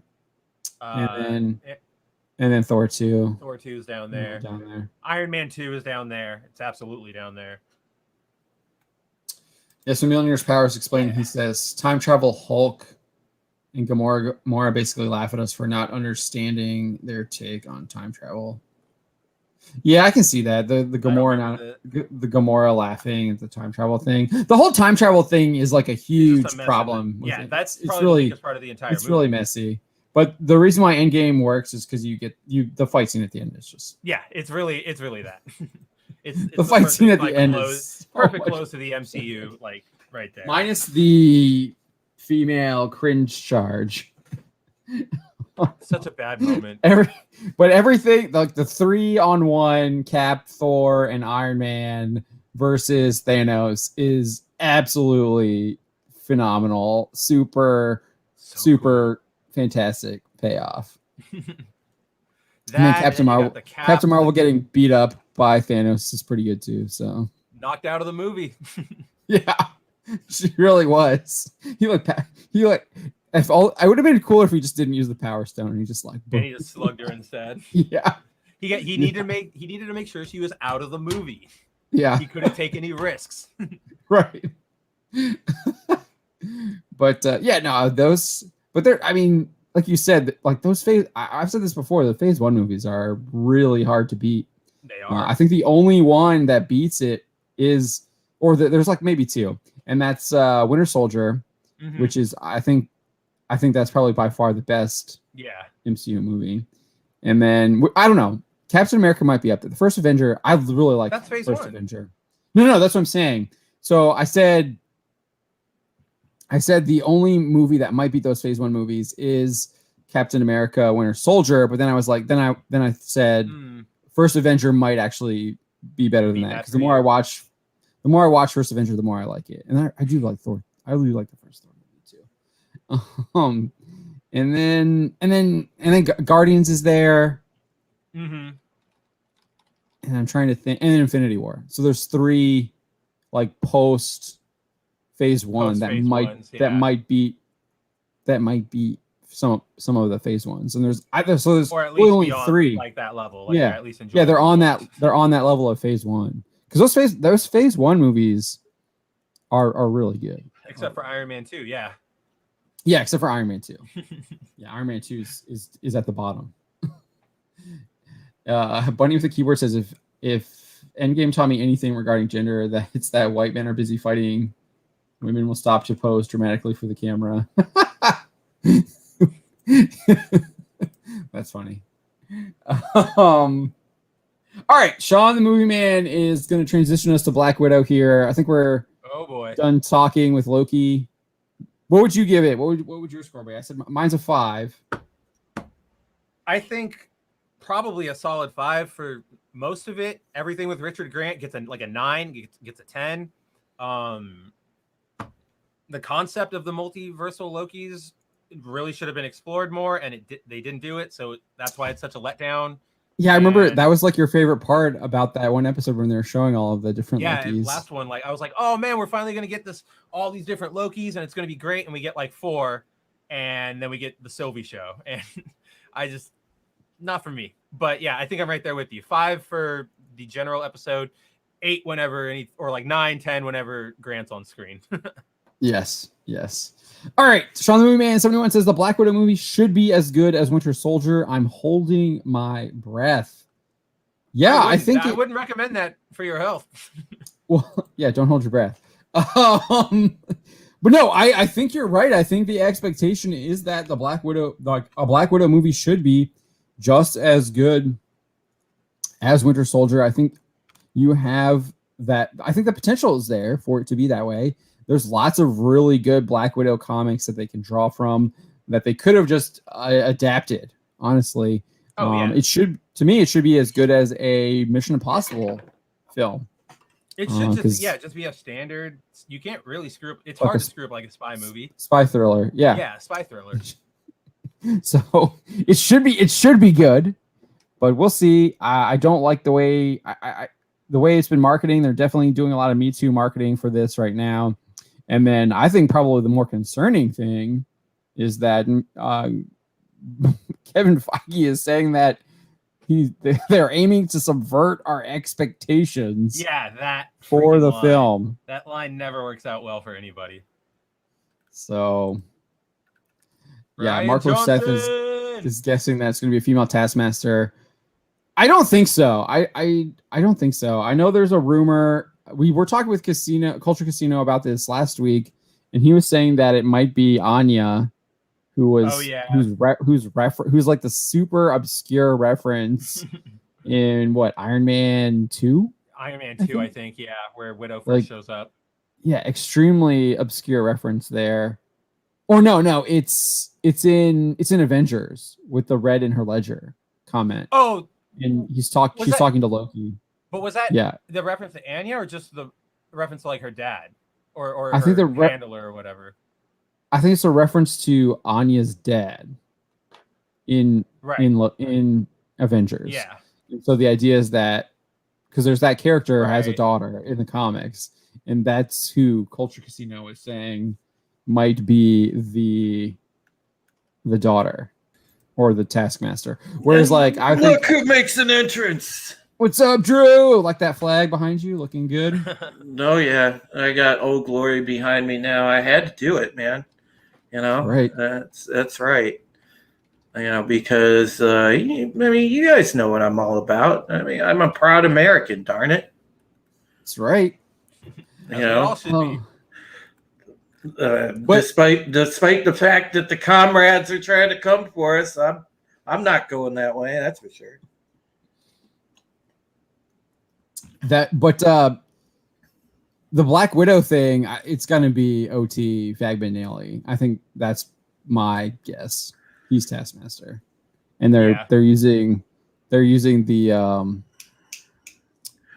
crap. What is that? What's the? Where did Miles come from? What universe? Oh, the Ultimate Universe. Ultimate Universe. Thank you. See, I thought Ultimate version of. I thought there would be Ultimate version of Taskmaster. I thought there would be some huge reveal, and Taskmaster would be a woman. That's what some people are saying. That's what Culture Casino is saying. That's what Mark 636 is saying. I've seen a lot of people saying that. I don't know. Why not at this point? Come on, man. You lost. I got you, Spencer. No! aren't they doubling and tripling down though on this stuff? It's like crazy, man. The only, like, I don't think it's going to be Rachel Weisz's character, because there's a shot of her like fighting Taskmaster. Right. So the only other option, the only other like main character they've revealed who's a female is what's her name? The chick who is playing the second Black Widow, Yelena. No. Who's playing Yelena? Florence Pugh. Mm-hmm. Who would be Taskmaster. I don't know. I think it's going to be OT. I think the movie's just DOA anyway. I mean, they're already, I don't understand why these companies don't get the fact that this woke marketing, it kills your project right out of the gate. Well, with Marvel with the Black Widow movie, I don't even think it's the woke marketing so much as that it's timing too. Is so much as like you should have made this film like 5-6 years ago. And timing too. I mean, it's so stupid because they kept putting it off, delays, and by now everybody saw what happened, in Endgame. Nobody cares. They know she's dead. It's like, all right, you killed her off. So you ruined this movie for me, essentially. Even if you take all the 2021 crap out of it, and it was a half decent movie, I would still have a problem with the timing, because it absolutely kills the movie for me, because I know that she's dead. So it's like, well, what's the point of seeing this little snapshot of part of her arc because it doesn't matter to me anymore. She's gone. She's dead. Yeah, I mean, the only thing is that, I mean, people are saying here, Bunny with Keyword says just this Black Widow could be a variant, but but to me, if it's a fun, good story, it doesn't matter like what happens at the end with the character. Like you could still tell a really good spy movie, and it could still be really good. But I do get why people are like, this film doesn't matter because she's already dead. We know what happens. So why are you even doing this? Well, yeah, I mean, so I do understand that argument. Yeah, it for me personally, I'm just saying I'm one of the people that feels that way. Like for me personally, it really kills it knowing what already happened to her because it's like, well, what's the point of seeing this, like I said, snapshot of her life when I know she's already dead? It's just like there's really no point to me. You know, it's like you said, they should have hit it during the window that they originally had for it when the iron was hot. Yeah, I definitely agree they should have done it earlier when the iron was hot, but I'll also disagree with the idea that you don't, because a character's dead, you don't need to tell a story about him. To me, this might not be a very good analogy, but I'll make this analogy anyways. I still tell stories about my grandfather and that's different. I mean, that's IRL. It's a whole different right, mindset. but I mean, it's still the same. Yeah, that's why I said I didn't know if it was going to be a good analogy, but I think it's still decent. I think I don't know. You see what I get what you're saying. Point. Yeah, I get what you're saying. Totally. But I see Mark 6336 is talking about Olga Kurylenko, and Mark Loseth is saying Olga Kurylenko. I think it was Mark. Maybe they're both saying it. But I'm looking here at the direct, which is where this rumor comes from. And here, I'll just pull it up.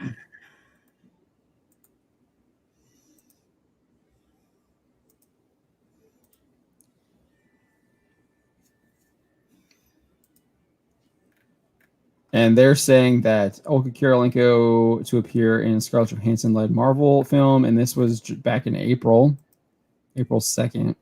Mm-hmm. So that date's a little suspect. I wonder if they published this right at the end of April Fool's Day. Who knows?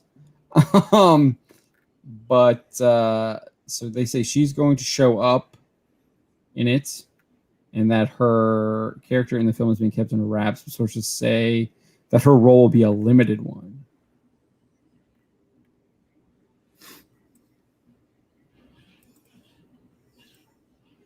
So I don't know. That's all it is. Just says she has a secret role and that it's limited and no one knows what it is. So I don't know. I'm not seeing anything where they're saying that she's Taskmaster. That might just be fan theory based off of this rumor that she's actually in the film. I agree with Jay Lee. F this movie, man. Right? I feel you, bro. I feel you.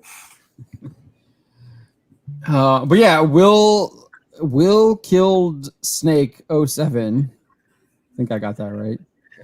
He says, "Who knows? Multiverse exists. They could go anywhere with it." I get that, but it's like it's such a stretch when they do stuff like that.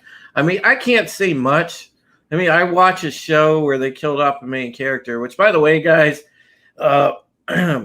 big announcement tomorrow. You come watch Pegasus Actual if you enjoy Battlestar Galactica. We're doing the Death of Starbuck episode, so make sure that you come catch that. But they killed off a main character in that, and then they brought her back as a what? Angel. So, yeah. I mean, it is what it is. So I get it. Here's a better example here. Shinkai says, we know Darth Vader dies in the original trilogy, but seeing Anakin turn to Vader is interesting in the prequel trilogy. I get that. That's a good analogy. It's better than your analogy was. Well, he's comparing it to another movie, but yeah, I will agree. That is a better analogy. So I think there's a possibility of that being done well. But getting back to what with the multiverse idea, I think that only works when you have like these Lokis that are obviously like radically different. Like you have this, like in this episode, it's classic Loki. He survived Thanos, went in isolation, and he has like a much more different like environment that's affected his thought process. You have the kid Loki that's killed his brother Thor as a kid, and now he's like trapped on this planet, and he has a different like process. They're like demonstrably different characters. Whereas like in Endgame, it's basically the same Gamora. Just Gamora pre-Guardians, right? Mm-hmm. Which is what this Loki was supposed to do. This Loki was supposed to be just post-Avengers, but pre everything else. Yeah, pre-Thanos. Well, not pre-Thanos, because in Avengers, it's Thanos is the one who gives him the Mind Stone to lead the invasion of Earth, but pre Guardians of the Galaxy and stuff like that. Yeah. I haven't even watched a single episode of that. I haven't been interested in it, and believe me, I like Tom Hiddleston's Loki. I really do. But I just did not feel great about this show when they announced it. I didn't want to watch it. And I have been blissfully ignorant of the show, and it really, and frankly, after seeing, by alternate means, Falcon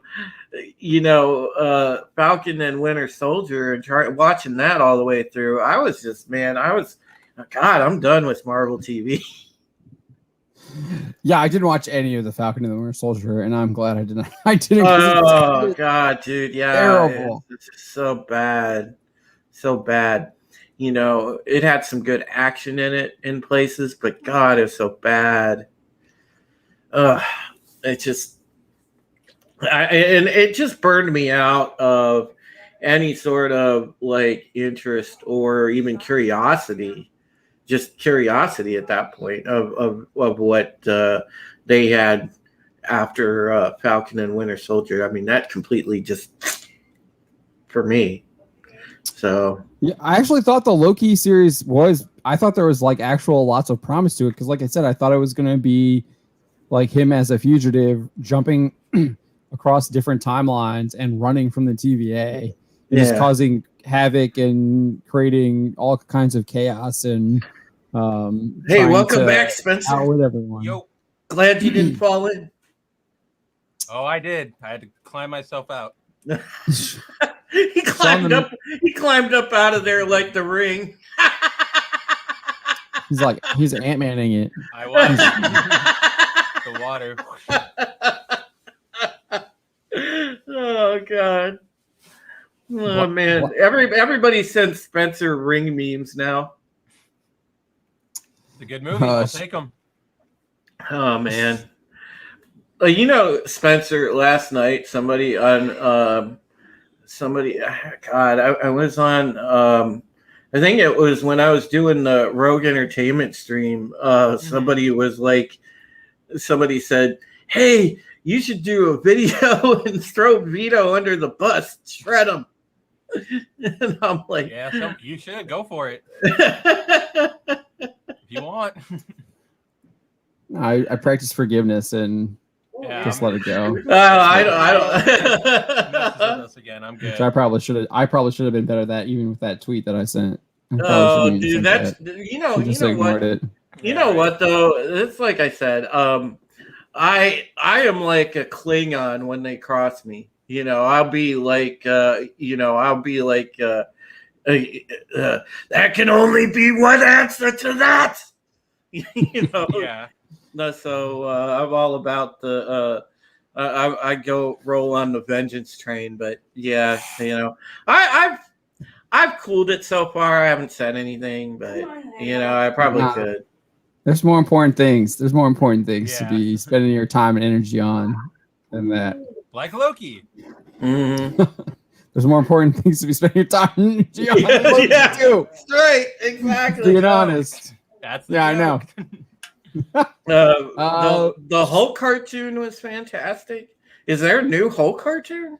They did an adaptation of World War Hulk, and it's was actually still a while ago. That was like it was a long time ago. Like okay.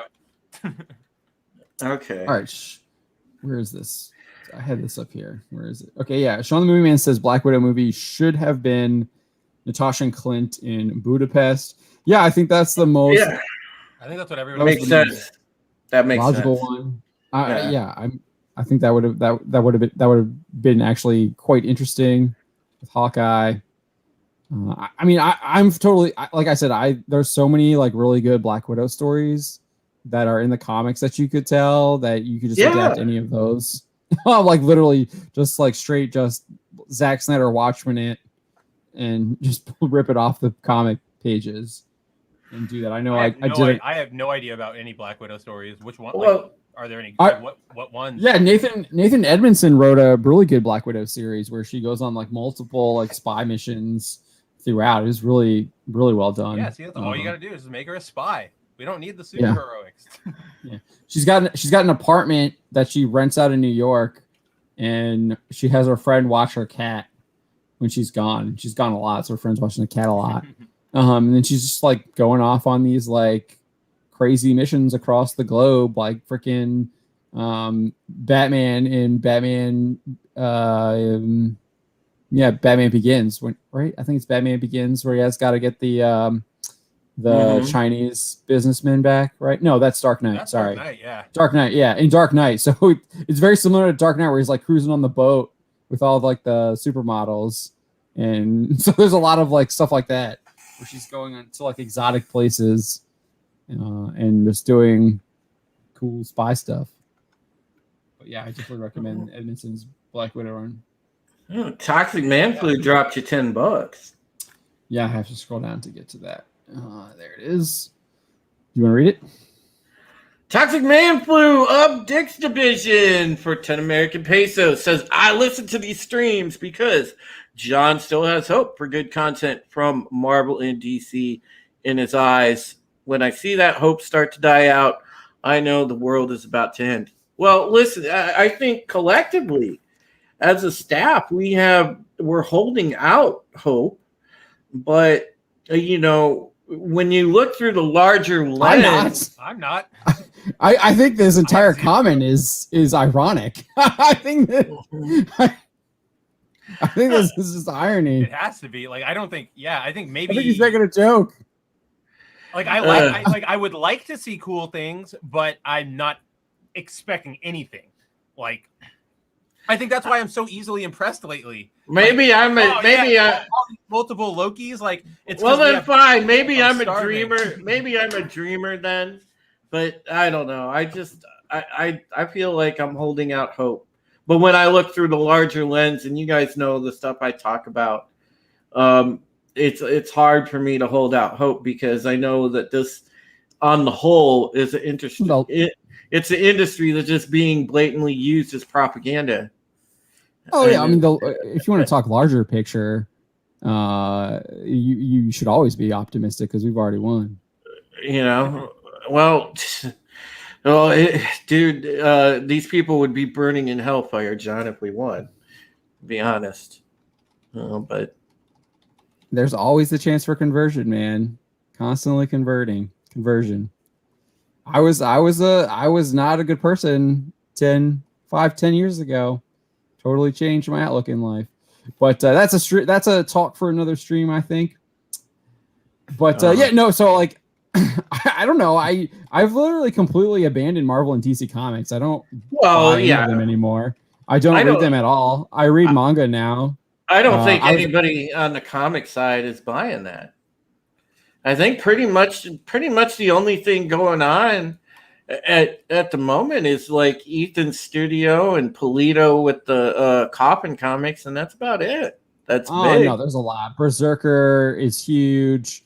There's a couple other things that are happening on crowdfunding on Kickstarter that have gone pretty big. Boom Studios Power Rangers is still doing pretty well. The Teenage Mutant Ninja Turtle stuff from IDW, The Last Ronin, has done well. But for the most part, I think Spencer could probably test this. Nothing else. Yeah. Spawn Universe. Oh yeah, did really Spawn's being well. pretty good. I got it right here. I have to open it. Ethan's putting together a pretty decent studio with that. Yeah, he's trying to raise 400,000, I think, for his Cyberfrog action figures. Yeah, I think he's already so. raised 200,000 last I checked, which was like a couple days ago. But yeah, You know, so there's good things happening there. and But as far as like if you really want to look at it, the really good stuff's happening in manga. I read the first chapter of Chainsaw Man, and it's absolutely phenomenal. It is literally you could just stop at the first chapter. That's how well done that is. It's got a beginning, a middle, and an end, but it's just the first chapter, and it's just absolutely like excellent writing. The artwork is great. And there's a reason why you cannot get a single volume on Right Stuff. Like every single English translation of Chainsaw Man is out of stock. And there's 6 of them, I think, that are in print right now. And we'll see. Let's just make a Bounding into Comics comic. There you go. I have a script, and I'm still pondering. What I'm going to do with it. Yeah, I got things in the adventures of the man in our logo, the Bounding Man. I've drawn him out. He exists. But yeah, Tox. I mean, I don't have hope for Marvel stuff. I think I say this all the time. They're a converged company. It's not going to get any better until it crashes. Yeah. Hail, Heretic Prince, my fellow heretic. Let's see here. Yeah, YouTube me is saying that ArcToons is doing really well. Yeah, ArcToons is doing great. There's really good comics on there. Been enjoying that. I've been reading John De La Rosa's, oh my gosh, why can't I think of the title? Deus Vult. Been reading that. I really like Midnight's War. Done really well. Apparently, speaking of things with war in the title, apparently the Tomorrow War is doing pretty decent. Yeah, I watched Tomorrow War. I was not impressed. I haven't seen it yet. A lot of people are painting it as just a really good popcorn type flick, but it's not. It doesn't have like the woke factor. I mean, you can see it if you want to. I'll argue that it's not like there's no preaching at you. It does time travel again. There's huge plot holes. There's sappy like the theme. There's a lot of like really good themes and concepts that they bring up, but it's really poorly executed. I thought like the family theme and wanting to stick with your family. I thought that was like really interesting, but they didn't. I don't think they executed that really well, and how they showed it. Like there's this whole spoilers. There's this whole scene where his daughter tells him that he's like a deadbeat dad and like abandons his family in the future, and he ends up dying in a car crash.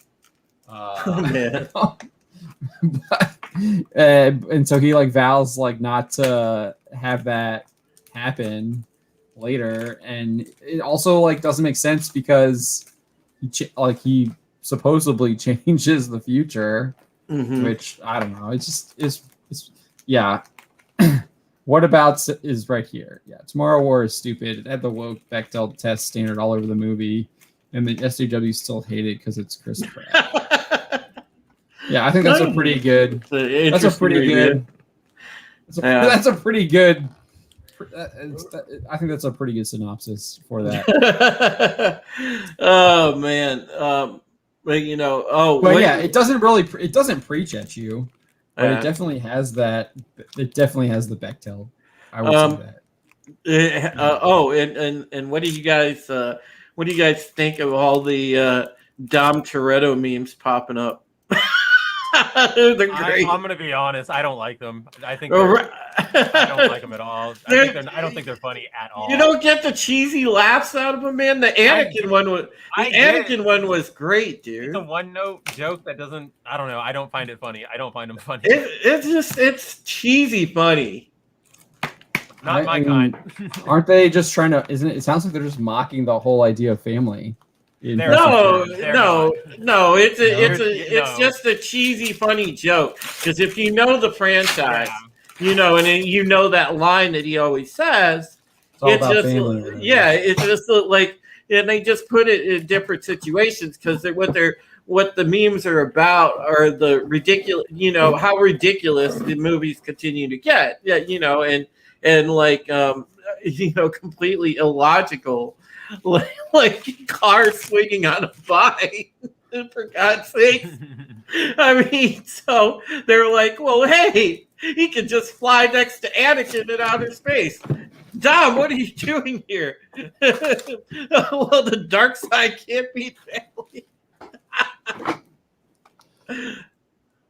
Funny if the keyboard says Tomorrow War was a fun popcorn movie with little woke preaching. The thing is, Hollywood has gotten so bad that this is about the apex of what. Yeah, I see that a lot.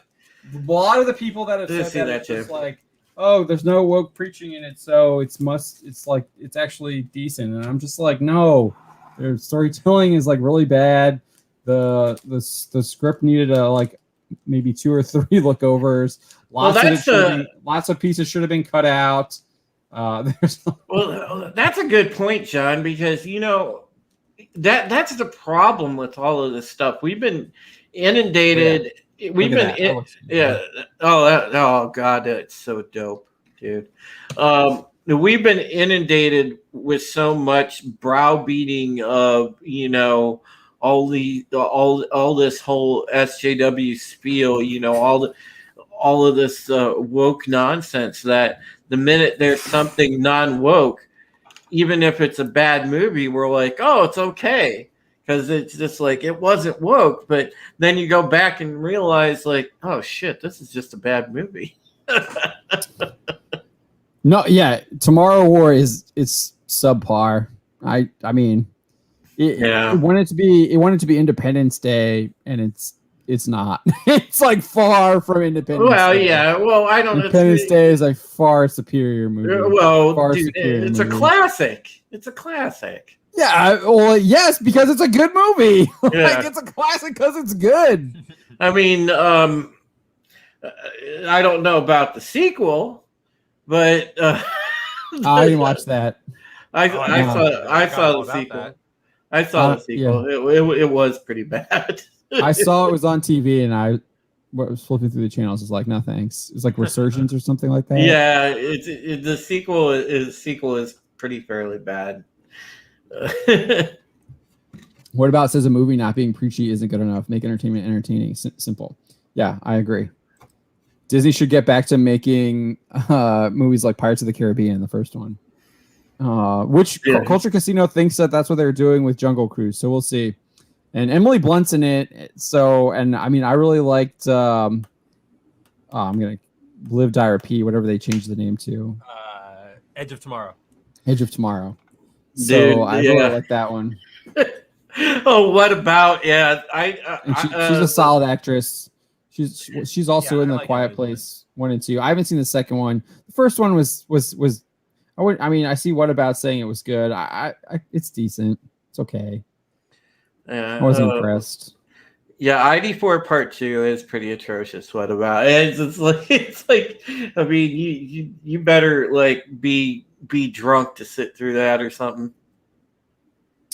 Yeah, Will Killed Snake 07 says I'd give it a 6 or 7 out of 10. I think COVID affected it too. A few scenes are weird looking, like the other actor isn't even in the room.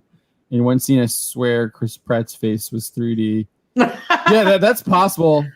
Yeah, it is. I was actually surprised that there was so much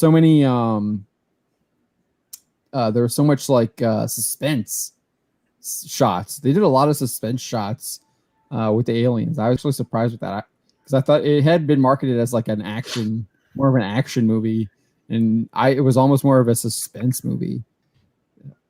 to me. And then the third act, they tried to wrap it up. Like the third act had so many problems. But yeah, Revolar Vita for $5 Australian dollars. I probably said that wrong. Adding that, someone was trying to say Australia, like was trying to make me pronounce Australian differently earlier. He says, "I want if you want an amazing time travel movie, I highly recommend Steins Gate, the movie." Load region of deja vu. Dude, Steins Gate was one of the animes Spencer and I were looking at that I think Crunchyroll had on HBO Max. It actually looked really good. I need to look into Steins Gate because it looks like literally it's made for me. So like right up my alley. I didn't realize it was a time travel show, but that makes it even more interesting. Pardon me. I think the best time travel we've seen in recent years is Dark. For like a live action. It's absolutely. You have seen Dark on Netflix. Did you not finish it? I think I started it. I don't think I finished it yet. Dude, Dark is so good. It's so good. Like the ending is perfect. It is a perfect ending. Porg is the one who that's who it was. It was Deviant Porg. Yeah. He recently finished it. Thought he'd never heard of it before. Shame on him. Dude, I remember Mark Seth recommending it like back in the day. And it was a fantastic recommendation. Fantastic. Man. Is it already over? Is it already over? They already played 4 games? Mm-hmm. Game 5 was tonight. Oh, so they won in 5? That was fast. They won in 5. 1-0. Surprised Montreal even won a game. Right? The only reason why they're even in there is because the West is so bad. It's just a trash division right now. All right, let's see. Luis Morales is like, I do not like internet memes. Because they take videos and images out of context to go against the created intent. I would use videos and images to give my reaction that matches a character's reaction. I think you're overthinking it a little bit.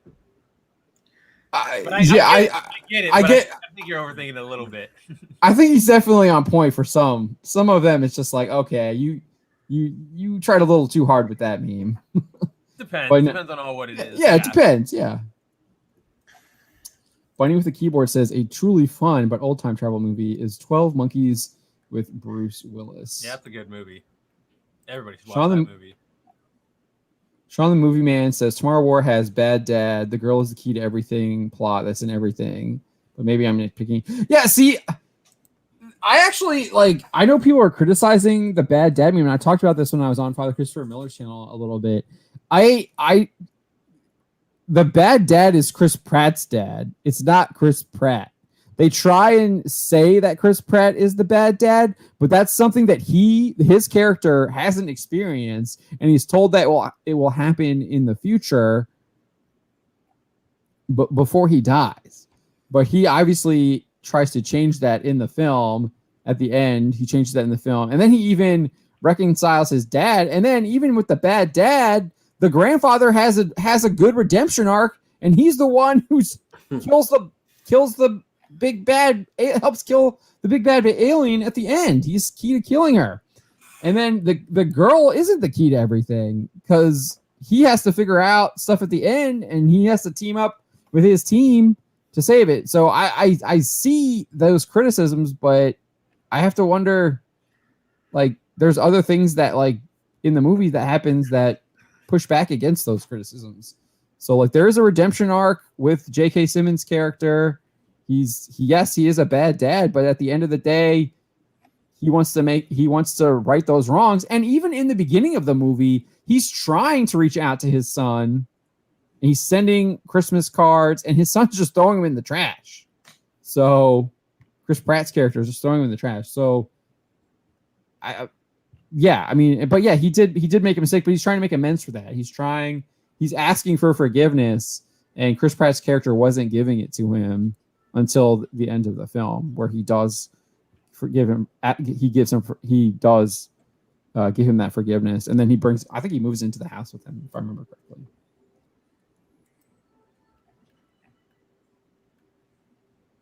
But I don't think those were the problem. I don't think that was the problem with the film. The problems with the film there was a lot more problems with that film. The time travel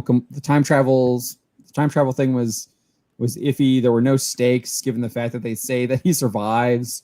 So like he's going into this future, but then he dies in a car crash. So he survives going into the future. So you know he's going to return.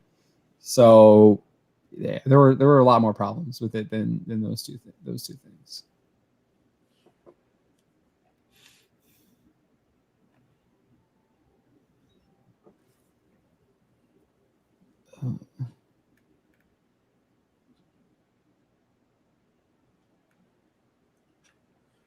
What about says all of Mel Gibson's recent movies are good.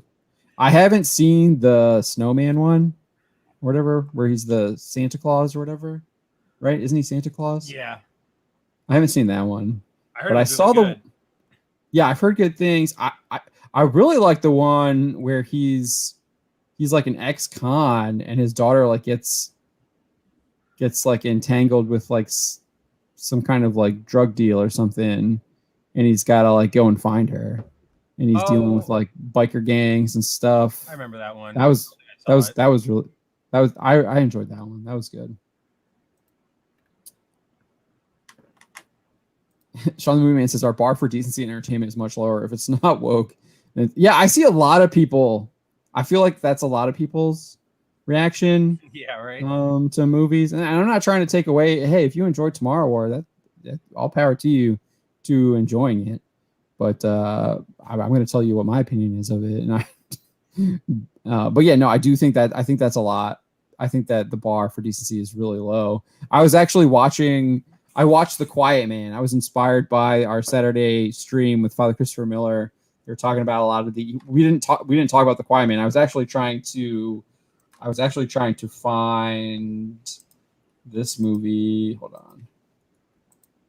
A Man for All Seasons, because Father Christopher Miller was recommending that one, but I had to rent it and I didn't feel like renting it. So I watched The Quiet Man for free through Amazon, and that movie's absolutely fantastic. But it's a John Wayne movie, so I don't think as my wife said, there is no bad John Wayne movie.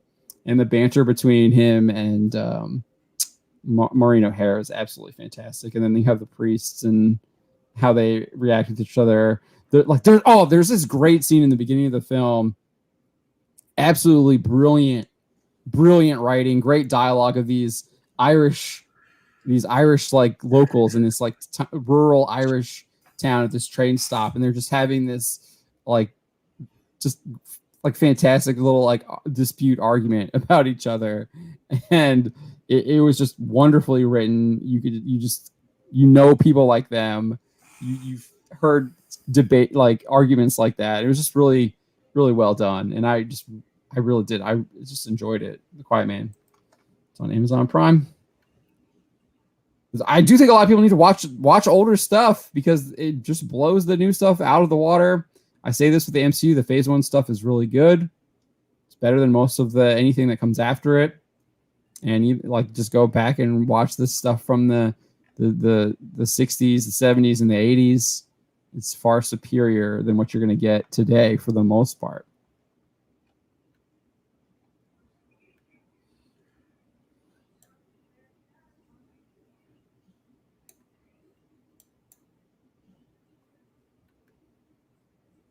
Yeah, Will killed the Snake 07 in Dark. Yeah. If there is anything really good coming out, it's usually coming from a foreign production. Stark is German. Mark 63366 says the best time travel movie is Primer. I haven't seen that one. No, it looks like Tampa Bay won the cup, John. Yeah, that's what Jay Lee said. Yeah. Yeah, I guess it's 11. So I'm scrolling through my Twitter and just saw it.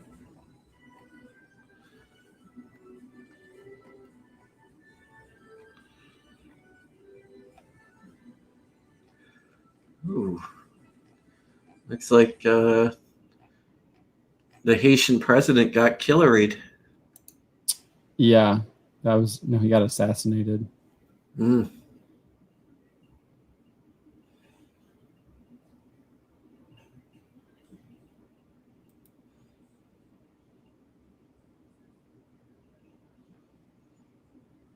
I'm not sure what you're referring to here, YouTube me. I'm not sure what the reference is for this one. Oh, I think he's talking about. Oh, okay. I think he's just giving us an update.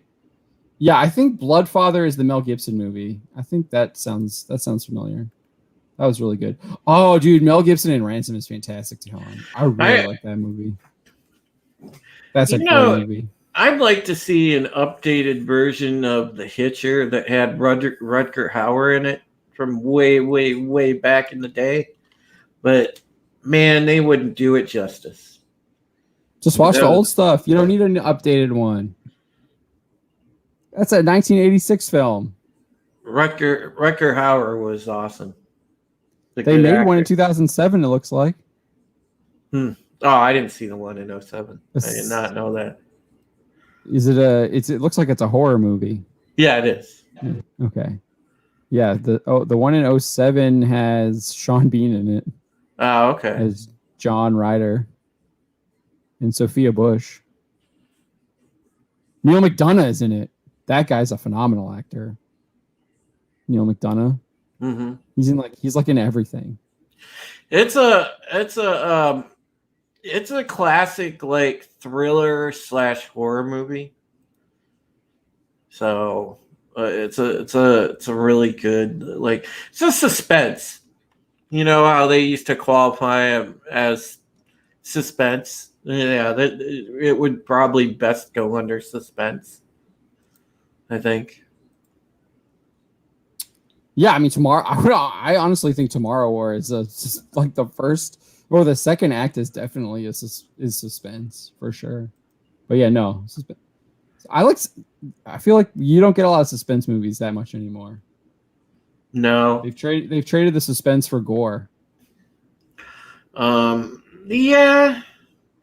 Well, see, that's what made you know, and I know, John, you probably don't watch that much horror. I don't. But see, that's what made like my favorite horror movie of all time is more of a suspense. And that's Halloween 1978, because the suspense made that movie. It was a combination of the music, and it was a combination of the way that, you know, the shots that they had, the way they portrayed Michael. Well, I mean, it was just super suspenseful. And then the whole sequence of when he's stalking Laurie and he's just slowly, just methodically, like, you know, he's walking that pace after her. And she's like running her ass up across the street, knocking on doors, like, oh my God, you know, and it's just, you know, that suspense just builds up and you can't beat that. It's crazy. And then, of course, the scene where she's like cowering in the clothing closet and he just, like, you know, you just see his arm burst through the thing. Bam! You know, I mean, it has the payoff to the suspense. Right. Oh, dude, the arm busting through the door is the payoff. Yeah, and then at the, you know, and then the whole cliffhanger where, like, you know, Loomis busts in and shoots him. He falls off the balcony, and then, you know, Loomis looks down to look for Bobby, and Michael's gone. And it's like, you know, and I like that. That's great. The Rob Zombie movie is definitely not suspense. It's more of a slasher. Well, that's a straight up gore fest. The Rob Zombie movies. I wasn't a fan of them. For anybody that's a Halloween purist, the Rob Zombie movies were terrible. It's like they didn't add much. They were just straight up gore fest, and it's like, you know. I get that there's some horror fans that enjoy that, and I enjoy more the suspense flavor. So, you know, that's I like psychological horror more than, you know, just seeing gratuitous gore. YouTube says that you need to be banned for pointing at. Yep. But they made one already, so Will Killed Snake says there was Sean Bean. The Sean Bean movie. I have to watch that Sean Bean movie now. I have to see that just to see if it's anywhere near as good as the original. Will Killed Snakes 07 is saying people need to watch Bad Taste, Peter Jackson's film. that a horror movie? I don't Never recognize heard of that. it. Yeah. Will Killed Snake. I did not even like that. 1987. Whoa. I did not even like that new trailer for Halloween Kills. I think it's gonna be a disappointment. And listen, Jamie Lee Curtis has gone the way of woke a long time ago. Like, she's super woke. She's on the woke train. I don't know. She makes some comments. She'll say something that's like super crazy woke, and then she'll kind of say something that's just like, "Wow, you're an American." Like, Yeah, I mean, I don't know. like her talk, like her. I mean, yeah, her talk on firearms. She's pretty solid with that. I don't know about the movie. Because I've seen the trailer, Will, and I don't know. I didn't really like the trailer personally. I thought they gave away too much in the trailer, number one. And then I don't know if the movie's going to be as good. I kind of liked the 2018 movie, but again, it doesn't have that same magic. It doesn't have what 78 had. You're never going to top that. No, of course not. You can never recreate it, and that's what they just keep trying to do. It's like at least the new one tried a little different to like not just recreate the old one, but that's what most of like the sequels try to do. There was more of an homage in the 18 one, Spencer. Yeah, definitely. And it was okay, but Halloween Kills, like the newest one, because I don't know if you saw the trailer. I saw the trailer. I didn't even know a new one dropped. So. And I was just like, I was not. It just didn't hit with me for some reason. And the trailer gives away way too much of the movie. Oh, that is the worst. It's just like way too much of the movie. Like basically gives away the whole thing when you're watching the trailer.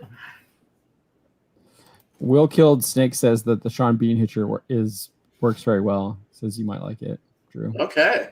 I have to check that out. I'll be right back, guys. I can grab something to drink. Okay. What it should. All right. Do you want to move on to He-Man? Yeah, let's move on to He-Man. Hashtag Right. Kevin Smith lied. Yeah. Do you want to pull up that article that you put out over the weekend? I think. Yeah, let me find it.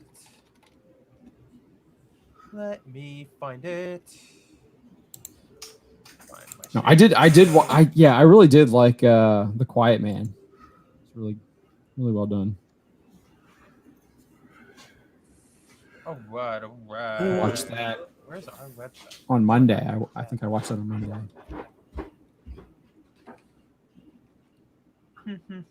You get that there's these scenes where you can tell they sped up the film because it like moves really fast. Remember those old Hollywood movies, how they sped it up? Yeah. It's like to like make it more chaotic or whatever, seem more chaotic. But there's this great fight scene at the climax of the film where John Wayne's fighting with like the big guy, this big Irish guy. It's great. And it's just how people, it's so great. Like, so they had this huge feud throughout the entire film, and then they finally have the fight. And then at the end of the fight, he's literally bringing him to his house, and they're like friends. It's fantastic. It's the Goku Vegeta syndrome. Yeah. All right. What is going on with Masters of the Universe Revelation? I will let you guys in on this. So, if anybody has been following Masters of the Universe Revelations, aside, the big whole thing around it is that Kevin Smith has basically pulled our chains the entire time, saying it's going to be a He-Man story, saying that everybody's going to look the same. And clearly, that's not true, because aside from Teela with her boring side shave haircut, look, Heretic Princess. Huh? Side of her head being shaved isn't a good sign. What is it? Somebody I follow on Twitter, Exalted Speed. Everybody should follow him. He's a great comic Twitter user, but he calls it the surgery cut because he says it reminds him of people going into surgery. And I'm like, yeah, that's pretty apt. Like, it's not a good look. Like, just get rid of it. Stop. We're over it. But It's an SJW haircut. So you've got that, and then you've got Andra being black, and then over the weekend, Bleeding Cool, I believe it is. Yeah, Bleeding Bleeding Cool. got let me back up. And this issue leaked onto the internet. This is the first issue of the Dark Horse prequel comic for the animated series, which also I'm really upset by this because they totally do the art swap kind of thing on you. Like you have this like beautiful Stefan Sejic cover, and then as you'll see, you get not as glorious He-Man art. But in this issue, we find we kind of a flashback, kind of sets up everything in Eternia, and we find out that King Grayskull, the guy who is Adam's ancestor and basically is part of the power that turns him into He-Man, is now black. And so you see him right here. This is what I'm talking about. You guys can also see like the art swap type thing where, I don't know, I just feel like if this is going to be your first issue of a big He-Man relaunch, you might want to have some more. I don't know. I just feel like this isn't the right art style for this book. But essentially, yeah, so now you've got both Andra and King Grayskull have been race swapped for the upcoming Masters of the Universe Revelation.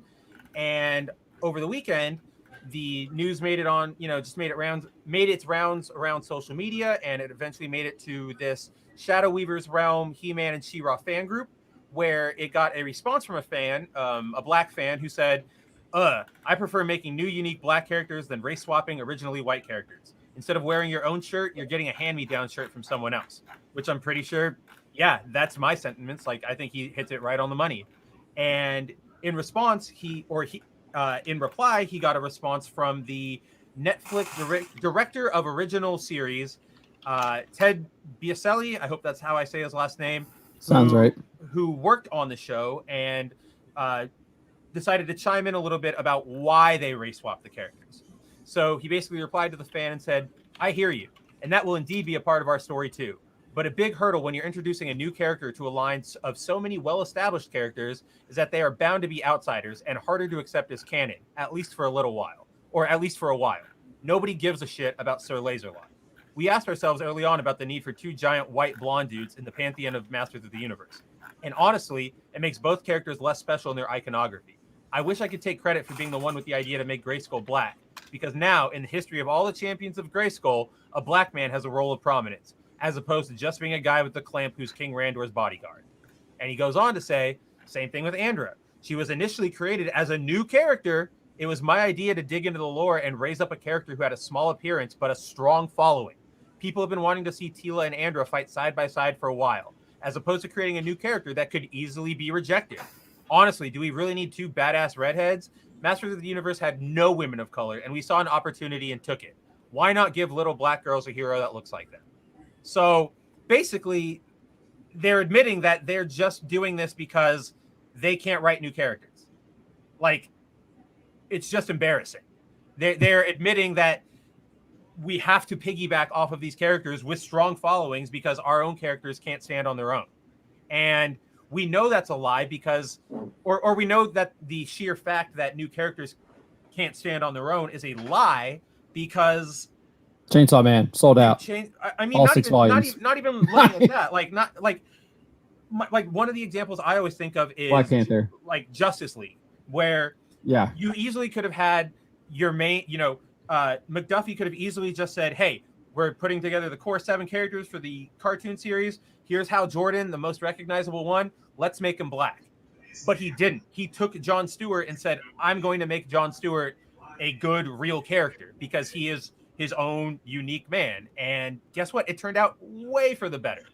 And it's just sad at this point, honestly. Yeah, it is. But this is what you expect from Hollywood. Yeah, this is modern this is, Netflix, Hollywood. What did Toxic Man Flu say? This is the hope fading from my eyes. No, yeah, I mean, right. it's like, no, this is what you expect. This is what they do. I mean, I have like 2 video. I have 2 video. Well, 2 videos of them swapping redheads. That's not just race swapping in general. It's just race swapping redheads. That's what they do. They do that. And yeah, it's Heretic Princess is writing new characters Pathetic. too hard. yes, What it it sure is. sounds like for them. It's because they know that none of their original characters are going to be able to stand on their own like legs or merits. Like think of most of the new characters we've seen introduced in comic books the past 10 years, right? Snowflake that never made it. Snowflake, well, not that doesn't count, but people like Kamala Khan or Miles or even Falcon Cap, like there's no development there. There's just I don't know where I was going with that. You guys I understand what you're saying. So with Falcon Cap, he just becomes a talking point for a political movement, at least when I was reading that stuff. And I stopped reading it because you like don't need to read political propaganda coming from a guy dressed up as Captain America, who isn't Steve Rogers. And I wouldn't want to read it from Steve Rogers either. Right.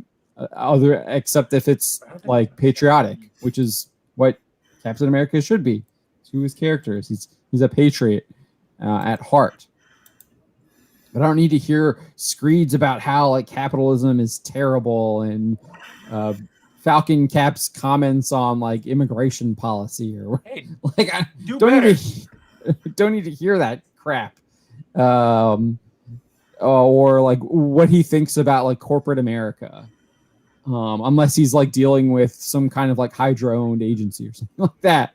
Like that's what it should be, like Hydra infiltrating corporate. And I guess they kind of did that to some extent. They had those like the Marvel's version of the KKK or the Snake People or whatever. I can't remember. Mm-hmm. Sons of the Serpent. Yeah, Sons of the Serpent. That's it. Kind of doing that, but it was just so on the nose and just that's the problem. In your face. Hitting you with a hammer rather than any kind of like, and then all the stuff they're doing with Red Skull is just, oh yeah, it's just sad. The Jordan Peterson stuff. Yeah, it's just shameful what they've done to Red Skull. No longer is he like taking over like Xavier and like dominating mutants. That was cool. Well, and switching everybody's personalities. Isn't he? He's writing angry blogs. Yeah, isn't he Jordan Peterson now? Yeah, he's making sure your room is clean. Yeah. But yeah, no, I mean, this is just what we expect from this stuff. I mean, we expect them to just do this, and then they just put in their like little political screeds, their woke talking points onto the character, and that's all they do. But yeah, this is Kevin Smith. I think we have an article on this too. He says that find it, yeah. It's probably within one of the other ones where he says he's not going to redesign them, but we know that's a lie because they literally like the H on they add the H, they take away the cross and they add an H from the war armor character. Whereas like if it's a continuation, he's still going to have the cross, and the cross is the original outfit, and that's also the original toy. The war armor didn't originally come out until like the third wave, so. Yeah, it's just the He-Man has the cross in the first wave. He has the cross, like that's what he has. He has cross on his chest. But yeah, like look at this quote. Like he blatantly lied to all of our faces. Yeah, Powerhouse Animation absolutely killed it. The artwork is amazing. The design work that Powerhouse has done absolutely spellbinding. It's in the style of an anime, what Netflix calls an anime original, but looks exactly like our classic characters. Nobody's been designed to where you're, that's the 2020. Yeah, redesigned to where you're going, that's the 2020 version. They all look like they are supposed to, and the story functions as essentially the next episode when the 1980 original series stopped. Complete lie to your face. Yes. Like 100%. How he just keeps lying about the series to you guys, or not to you, like not to you guys personally. I mean, like to all of us. To everyone. Like, yeah. I'm not accusing anyone. No, he just keeps lying, and it's disgusting. Like it's really disgusting for somebody who claims to be such a fan advocate for nerd media. He's not. He's just a wolf in sheep's clothing at this point. He's a sellout. Yeah, a sellout. Perfect terminology for it. Yeah, he's like totally sold out. He's in the Hollywood cog, man. You know, he's a cog in their wheel. And Jersey girl. nobody, and until people start to break with that, which they won't, because so many people have told us already what goes on behind the scenes. We already know from what happened with Gina. We already know from what script doctors told us. We know from what Cameron Pasha's told us. If people break from the norm, if they break from the woke ideology, they will be blacklisted and they won't be able to find work. And it's harder for the writers and and anybody that is like, not making 6 figures or 7 figures like the talent on screen talent. You can't absorb that kind of hit, especially trying to live out there with the cost of living the way it is. So you can't afford to be out of work. So even though they might hate, some people might hate these ideologies to the core, they have to follow it, or they'll literally be blacklisted out of the industry. Right? Yeah. I mean, it's crazy the way Hollywood is. Man, I would not want to, under any circumstances, want to work in that industry and under that kind of pressure, because it sucks. And I wouldn't want to compromise my own principles and values like that. Yeah, I totally agree with you. Because if I have to sit there and hold all that in, it would drive me crazy. Oh, it eats away at you. It eats away at you, 100%. Hey, Teresa. The one thing I will say is that I was willing to give Smith the benefit of the doubt, but but I also in the very beginning I was, and I also said, though, we will find out what the truth is, because the truth will reveal itself, and it's revealing itself. We're seeing the fruits. Yeah. We're seeing the fruits, and we're going to know him by his fruits, and obviously his fruits are poisoned apples. So they're not even poisoned; they're just straight rotting, and he's trying to tell you they are still fresh. Yeah, he's saying that they're filled with the fruit of knowledge, right? Yep, exactly. Yeah, it's like it's like. I know that this isn't going to be anywhere close to old Masters of the Universe. Not at all. Oh, it's a shame, as the animation is absolutely. Oh, the animation! They absolutely. It does look really good. They absolutely kicked butt with the animation. The animation is on point. And the characters do look mostly like what they're supposed to. But it's just it's a shame, because the writing and the storytelling is going to be trash quality, probably. And the shaved head teal is definitely a Western design. Yeah. Yeah. That is, you don't see that. You're not seeing that in Japan. No, you don't. We got an Australian $5 super chat from Rivul Arvita. He says, Ilulu made her first appearance in Miss Kobayashi's Dragon Maid S, and Twitter is losing their minds. I saw it was trending. So I'll have to get Spencer on this. Spencer's got a lot on his plate. I was the freaking Keanu, or not Keanu, the Ben Affleck smoking meme when I saw that trending. It's just like, here we go again. It's the Grand Theft Auto meme where the guy's like, oh shit, here we go again. Yeah. It's exactly like that. Yeah, we'll definitely probably cover it. Yeah. All right, I have to go to YouTube here because I can't see the Miss Martin sticker. Yeah. It is a rose from Miss Martin Muses. Thank you for 99 cents. Thank you for the super sticker, Miss Martin Muses. Appreciate that. Hope everything is going well for you. Yeah, great to see you, Teresa. Yeah, awesome to see you around. Yeah, it was great streaming with you on Saturday. Had a lot of fun. She's very smart, man. Teresa knows her stuff. She's got great takes. What about says the people that matter is the audience, and the audience needs to break from the norm so Hollywood can fall in them. I actually think this is happening. What about? I think you're seeing it. I'm gonna drop that there. I think, I mean, just look at a lot of the comic book sales. You're having even big time comic book creators saying that Marvel and DC suck. Like that's happening. Their product is no good. And then they're also admitting that their sales are being propped up by manga and other sources, aka Kickstarter and Indiegogo campaigns. Yeah.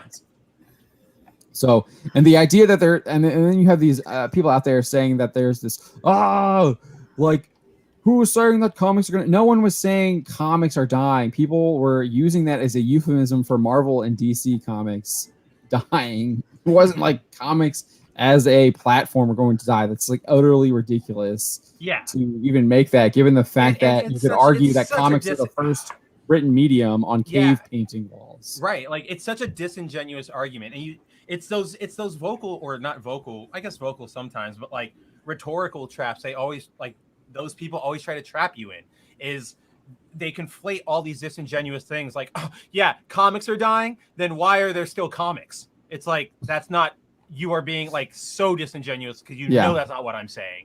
I'm saying that the current industry is suffering hard and is going to hit a crash.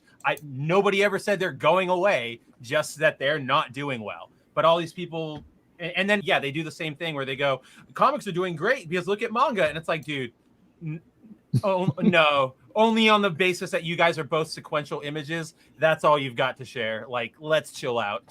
Yeah. I mean, that's not to say there aren't influences. Obviously, My Hero Academia is highly influenced by Western superhero stories and stuff like that.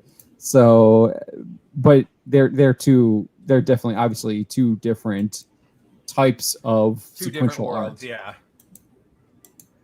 And I mean, obviously, we classify on Discord. I think all our manga stories go into comic books, but we have them separated on the website. But yeah.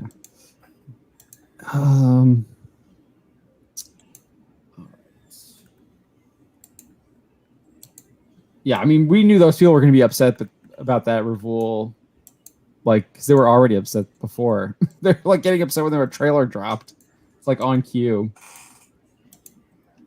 Will Killed Snake says Castlevania somehow turned out good and stayed good. Even the female characters had flaws and feminine traits. It had actual diversity. Well, yeah, so they actually race swapped the one guy. The black guy's race swapped. In the manga, he's actually a redhead. I know that because we did our list on that. Yeah. But I'll be honest, I really liked first season of Castlevania. Second one, I just couldn't. I mean, I've said this before. You guys are probably like, oh, he's gonna say it again. I just couldn't get into the second season. It was way too slow for me in the beginning. Yeah, I didn't even start the second season, so and then hearing that from you, it's like even less do I want to like sit down and try and start it. Yeah, maybe I needed to just grind through it a little bit more, but the first season, all you need was the first season. One and done. Dracula's gone. I don't need to know any. Like I don't need any more. It was a great first season. Was a good beginning, middle, and end. Fantastic story. Great characters. They continue the story with the female vampire, or whatever. But I was really, first season was all I needed. I didn't need any more. And I think they're on 4 now, 3 or 4. 4, I think 4 just wrapped. Yeah. 4. Okay. Mjolnir's Power asks, will Kevin Smith apologize for his lies when the show actually drops? I'm like 99.9%. No, absolutely not. Keeps doubling down, so no. He'll pull the what? I think it was Feige, or it's either Feige or Schaefer. They'll pull that move where it's like, I didn't say that. The fans got themselves worked up over that. Like, what are you talking about? When I said it's not being redesigned, I meant that they're still the same character. Like, he's gonna just try and crap his way out of it, and don't fall for it. Yeah, I remember he was like, if you watch the story trailer, it'll all like make sense. You'll have this aha moment. They dropped the story trailer, and it's just like, I don't think it answered any of my questions, and I never had an aha moment. All I saw was more people saying like, this looks like a Teela story. Like, it's even more confirmation that it's a Teela story. Like, what are you saying? I remember I did write the article, and I said that it could be like there obviously could be a lot of focus on He-Man, specifically because like it looks like he splits the sword or whatever. But then you also had looks like it's either some kind of like possessed He-Man, or Oh, yeah, it's the possessed one. or the double. What's the double's name? It's so cheesy. His name is literally like it's like double, but he's like copy or something like that. It's literally his name. Baker. Faker, yeah. It's so cheesy. Back in the day, before names had to be complicated, you could make Guy, Fireman, Man at Arms. Many Faces. His name is He-Man. Seriously. Yeah, YouTube me is saying if you want to tag me, use at Bounding Comics. Yeah, sorry. At Bounding Comics. I'll see it. But I'm usually looking at StreamYard, so it doesn't highlight it. I do have YouTube opened up here as well, but I try and like keep up with what's happening in the chat on StreamYard. Yeah, Mjolnir's power is right too. Faker is supposed to have blue skin. Yeah, he is. His Faker. first appearance, he starts as normal He-Man though. Right. Or he looks like normal He-Man. Until like they figure it out, I assume. Yeah. It's been a while since. Yeah, okay. And then it's revealed. But yeah, so yeah, that's what I say. It could be Faker. It could be some kind of like or him or actual He-Man or possessed or something like that. It still won't be as good as the Thundercats He-Man crossover that DC did a couple years ago, which was absolutely fantastic.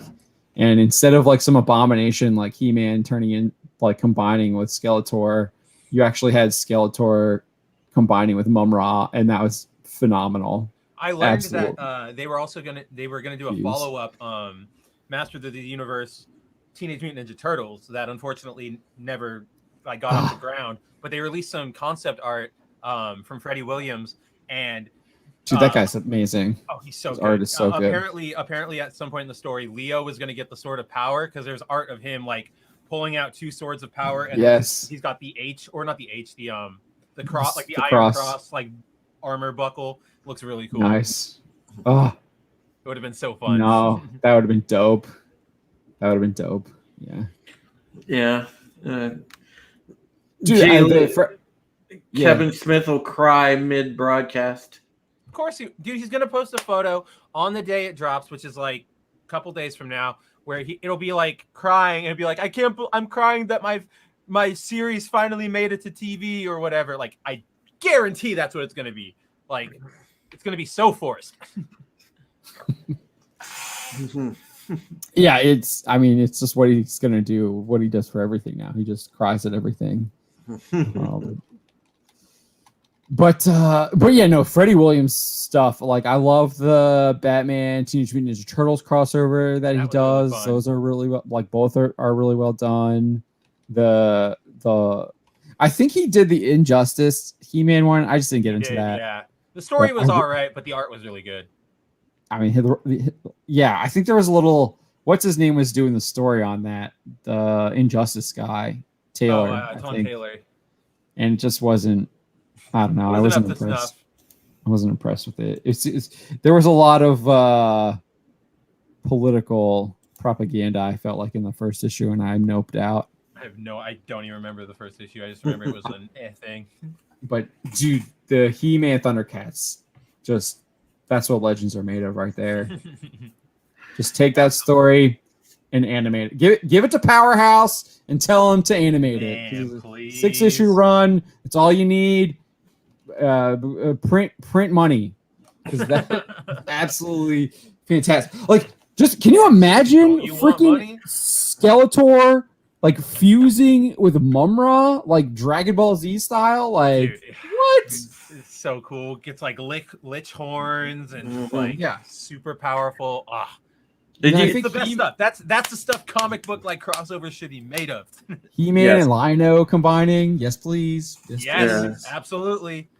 The Sword of Power with the eye. Oh man. Yes. Oh yes. I know Lino fighting He-Man. Yeah, always.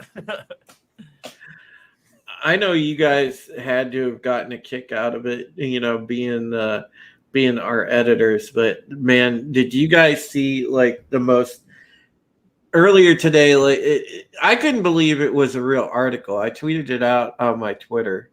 But and I know this is more real world, it's not necessarily pop culture-ish, but Dude, there was an article that like the Daily Beast put out, John. It was funnier than heck because they said that I can't even like talk about it with a straight face because they said like they, in one of the January 6th people's houses, the FBI found the Capitol Lego set, and they're like, "Oh my god!" I think there was a Taj Mahal too. I don't know. I saw that was. They also got a Death Star. It's like, oh my god. Someone was joking about that. I think Shapiro made a comment. It was like, my 5-year-old has a Death Star. Maybe I should like tear it down. Turn him in. Someone else was saying that they had a Delta 747 plane and they need to take that down too. Oh my god, dude! It's got him. It's like we got him. It's like this is the crack investigating of the FBI. All right, if you have Legos, you might be an insurrectionist.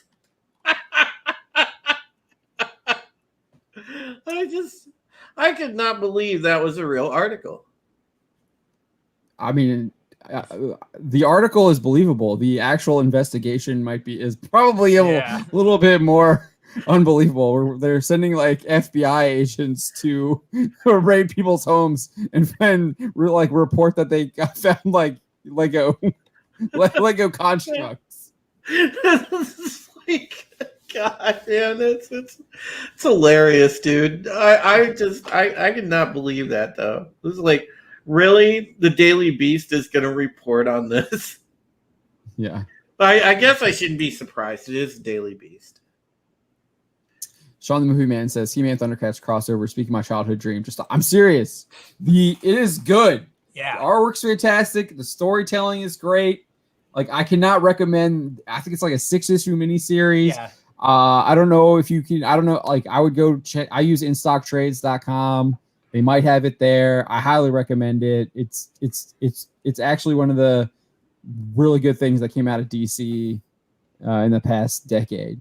It's really good. I highly recommend it. Like it's one of those books. Like if it were being published right now, I would want to see if we could put our like a quote from us on the jacket because it's that good. Yeah, I think the only time we got a quote on the jacket was Valiant back in the day.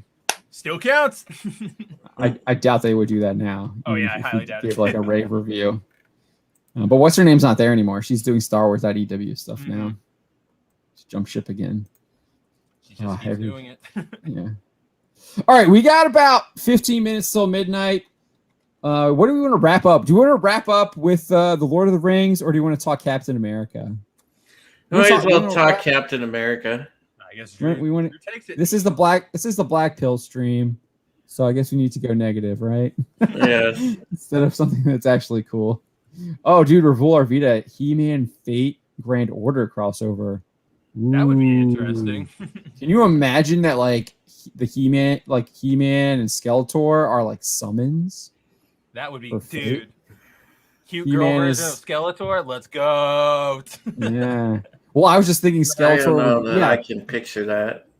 You have to have a gender swap Skeletor as the sorceress or whatever, right? Yeah. And then He-Man. He-Man has to say He-Man, right? Oh yeah, of course. Maybe he's like a kid He-Man or something. Like a younger, a less buff He-Man, like a slimmer He-Man. Like teenage He-Man or something like that. And what would he be? He's a sword, right? Yeah, he would definitely be like sword. Has to be sword. The sword of power. And then Lion-O is in there too, so he's sword, right? And then what would Man at Arms be?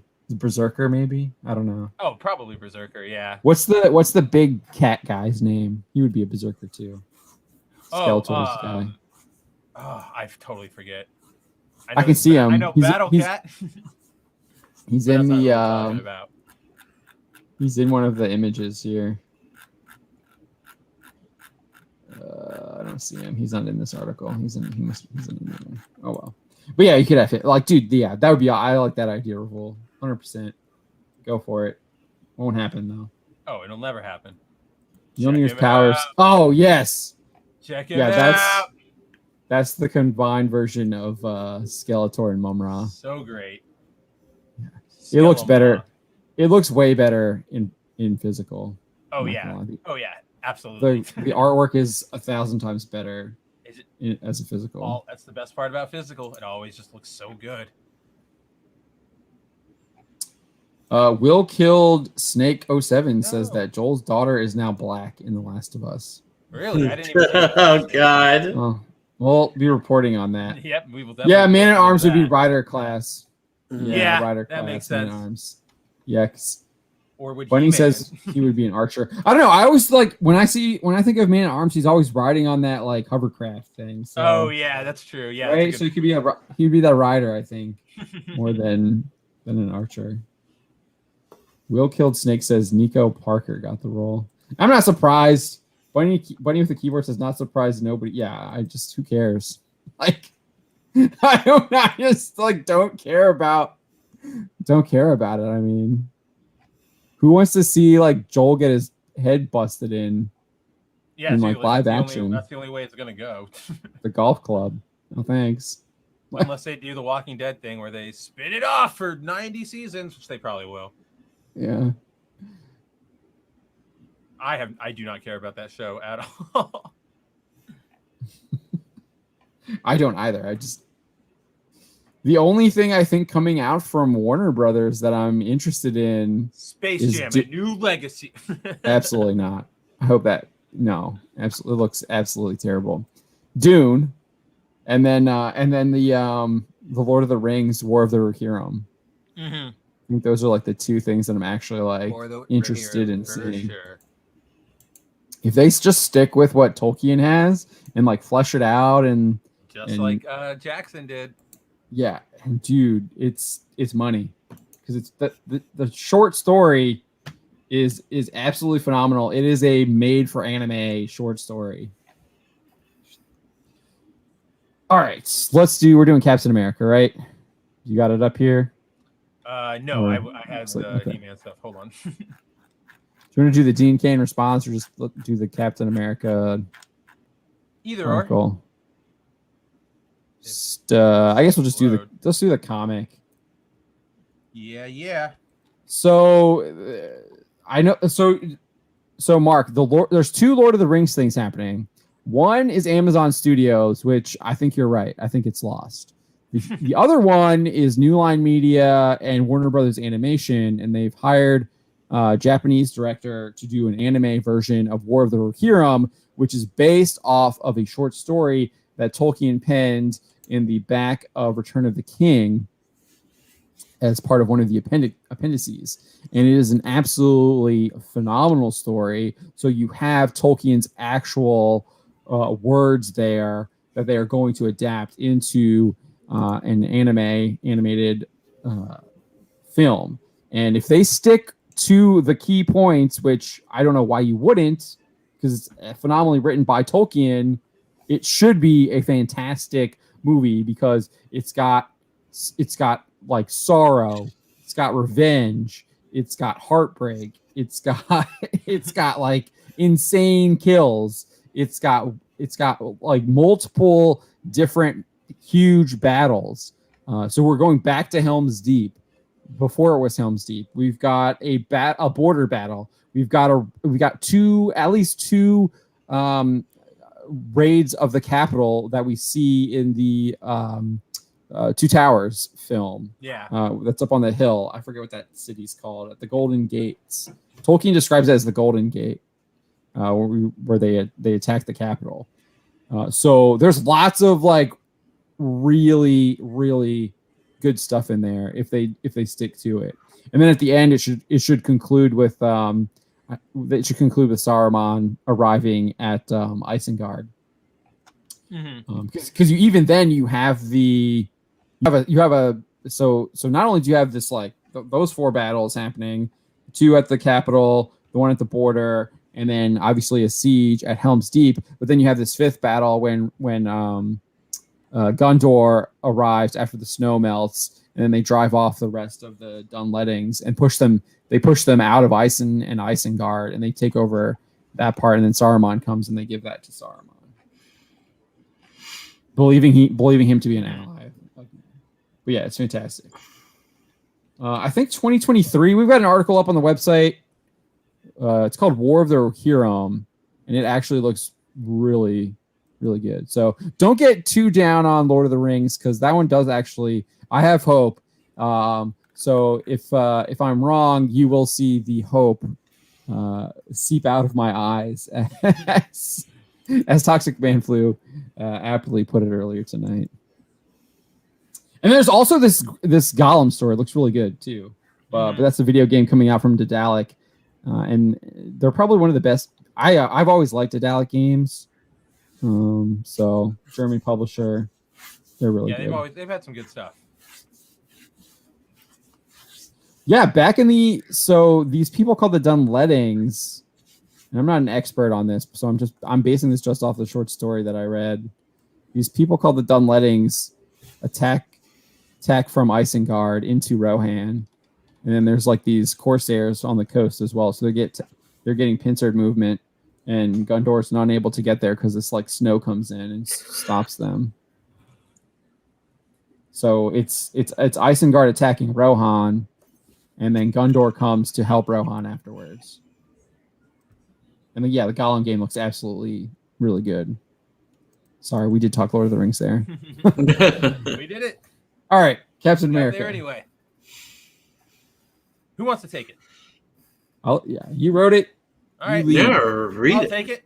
So, everyone, as is expected of Marvel these days, we have the revelation in the first issue of the United States of Captain America, which is Marvel's summer event, which sees all the Captain Americas, Bucky, Steve, Sam, and John Walker, all these new ones. Yeah, well, they're all teaming up to find the stolen shield, and in the process, they run into all the Burger King Kids Club Captain Americas we've seen being released over the summer.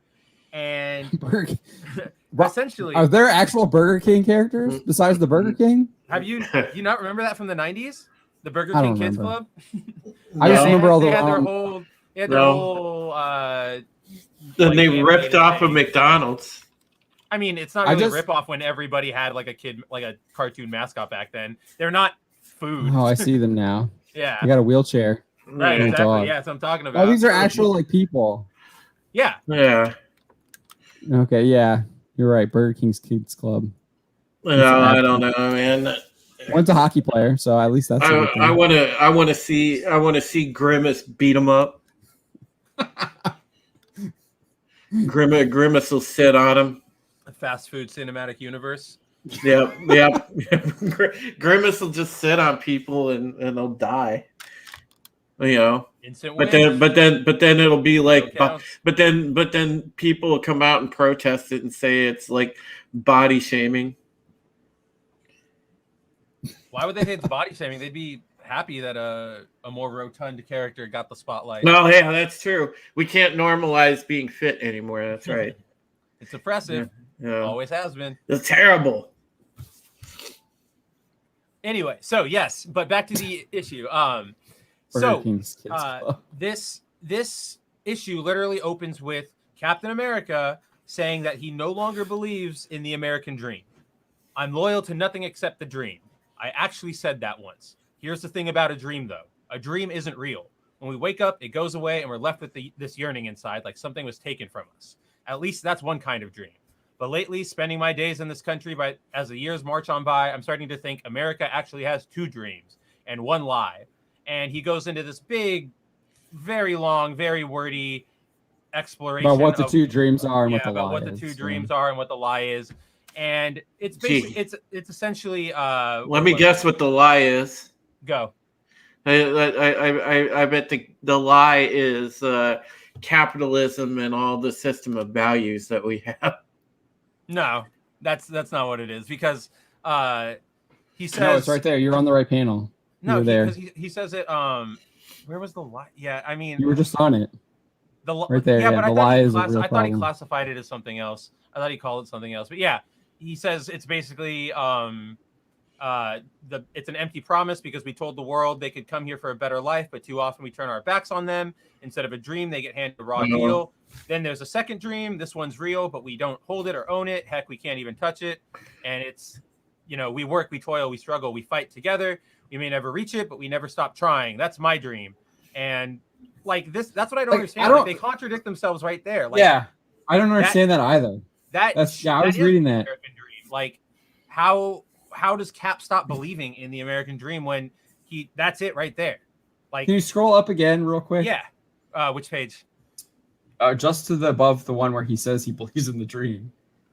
Go down one more. Go down real quick. Keep going. It's the one where it says the lie, and then he talks about the second dream.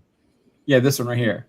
So he says instead of a dream, they get handed a raw deal. Then then there is the second dream.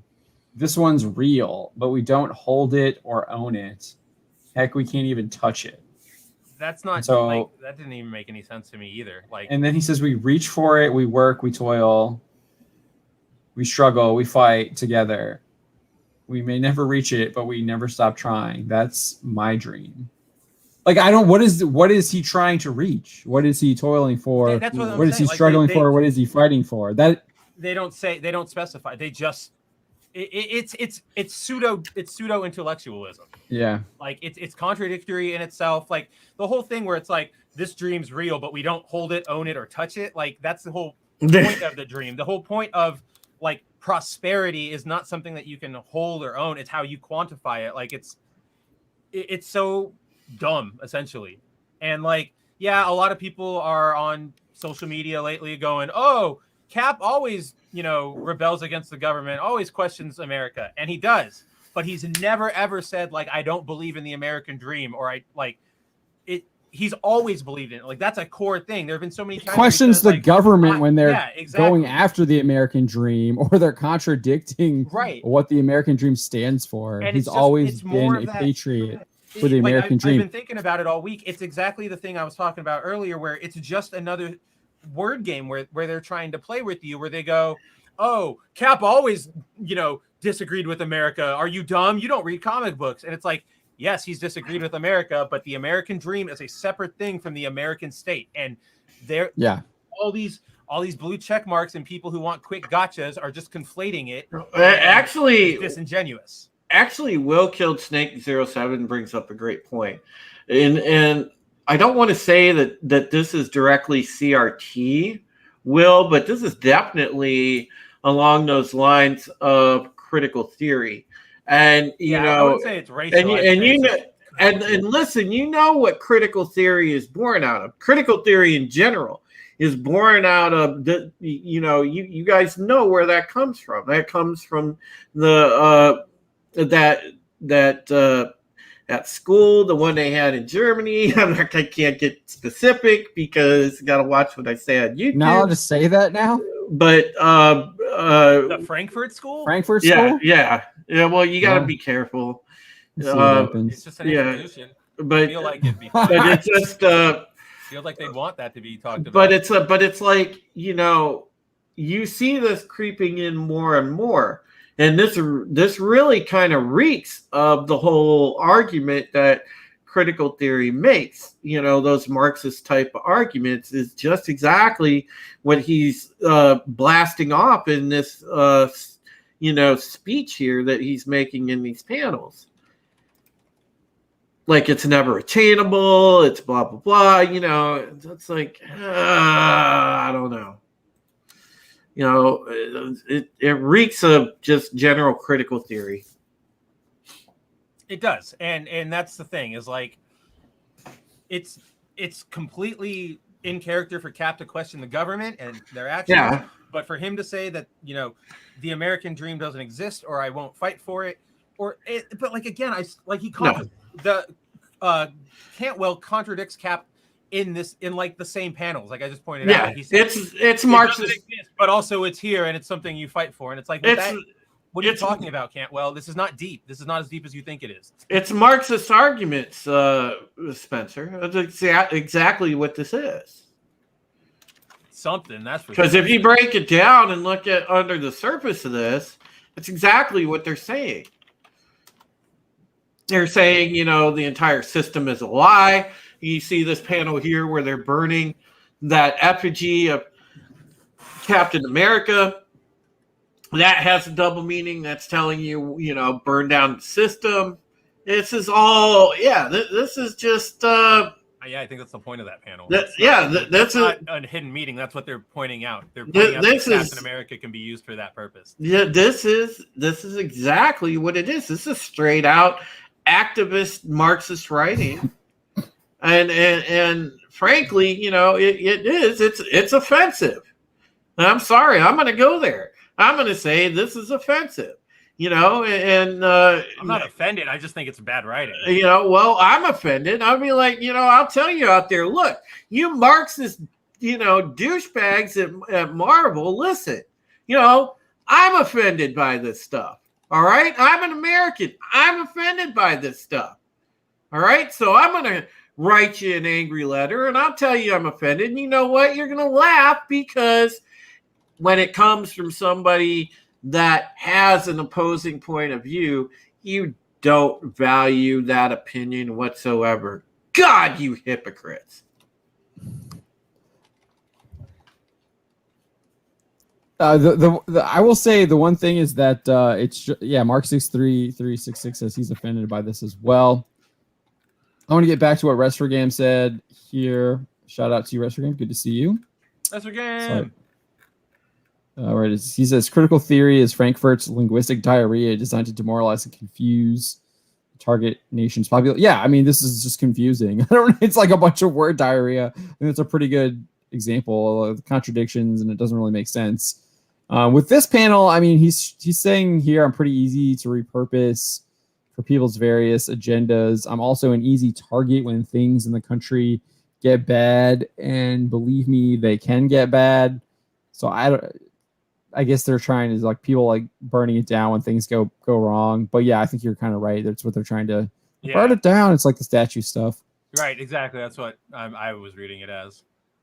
Sometimes it gets so far away from 1940. Yeah. When I first got injected, that it all seems pretty ridiculous. Well, dude, you've been out of the ice for a while, dude. I don't know. Depending on Marvel's sliding time scale nowadays. Well, didn't he they aged him up too, and then I don't know what it's all supposed. Yeah, he was old, and then he was young, and then not Cap. I don't know what they're doing with it. And apparently that moment, so that moment where he says, I'm loyal to the dream, that was during Vietnam. And that was made during a whole Vietnam oriented story. And was Cap alive during Vietnam then and still active now? The timeline is so screwy. Yeah, because go back up to that first panel that you have in here. Right here. Yeah, so this anyone who is trying to argue about Cap doesn't say, you literally have an example right here in the freaking article. This goes back to people don't anyone who is making that argument obviously didn't read what you actually wrote. They only see the headline and then they go American dream equals American state and run from there. It's their disingenuous semantical word games. Thank you to Bunny. Yeah.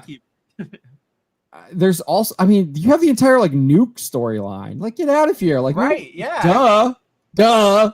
Dude, you have Civil War. Nobody's ignoring that Civil War happened. Everybody generally looks at Cap as being the one in the right during that entire conflict. Yeah, you move. Yeah, you move. I'm not, letting the government turn us into weapons. Cap was right in giving up at the very end. Do you see what our actions are doing to the people around us? People, again, the people who argue that Cap always disagrees with America, what are you complaining about? They just want to try and gotcha. They don't engage with the medium. They don't care about the character. They maybe Google search, if that. And just don't listen to that. And I apologize for the rant. No, rant away. It just man, this really ticks me off. That does. Yeah, Heretic Prince puts it. Cap has disagreed with the government before, but never the Right. dream. There Never you the go. dream. And that's the Yeah, he's- simple distinction. Like, Yeah, there's a difference between. I always view Captain America. Like this is what I was saying before. Captain America should always be an American patriot. right. Yes. That goes to the oath that our military takes from threats, foreign and domestic. So, as a patriot, he would also be rooting out domestic threats, and he's like, you don't even have to engage Yeah. with the comics, right? Yeah, Because right. literally, In the what do you movies. think Winter Soldier is? It is engaging against a domestic threat. Yeah, but guess Engaging what? against Hydra that's weaseled itself into Shield. But guess Yeah. what? Guess what, John? And everything else. Guess what, John? The next thing he'll be rooting out extremism within the military ranks. Watch.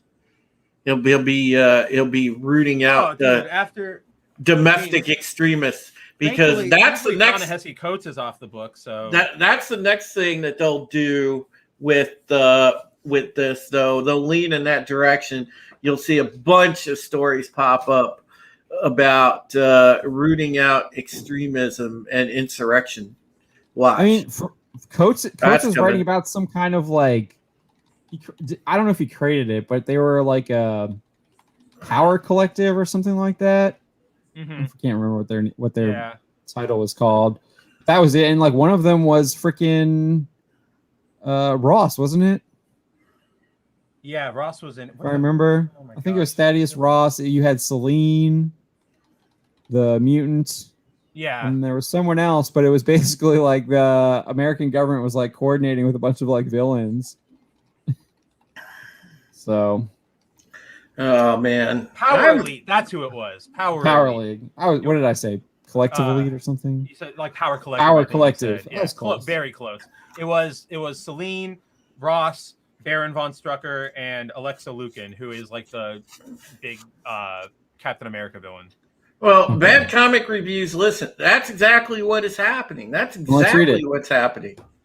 Bad comic review streams says Galactus. these people are cultural locusts eating their way through our culture and leaving death and destruction in their wake. You know, like commies, and that's exactly what's happening.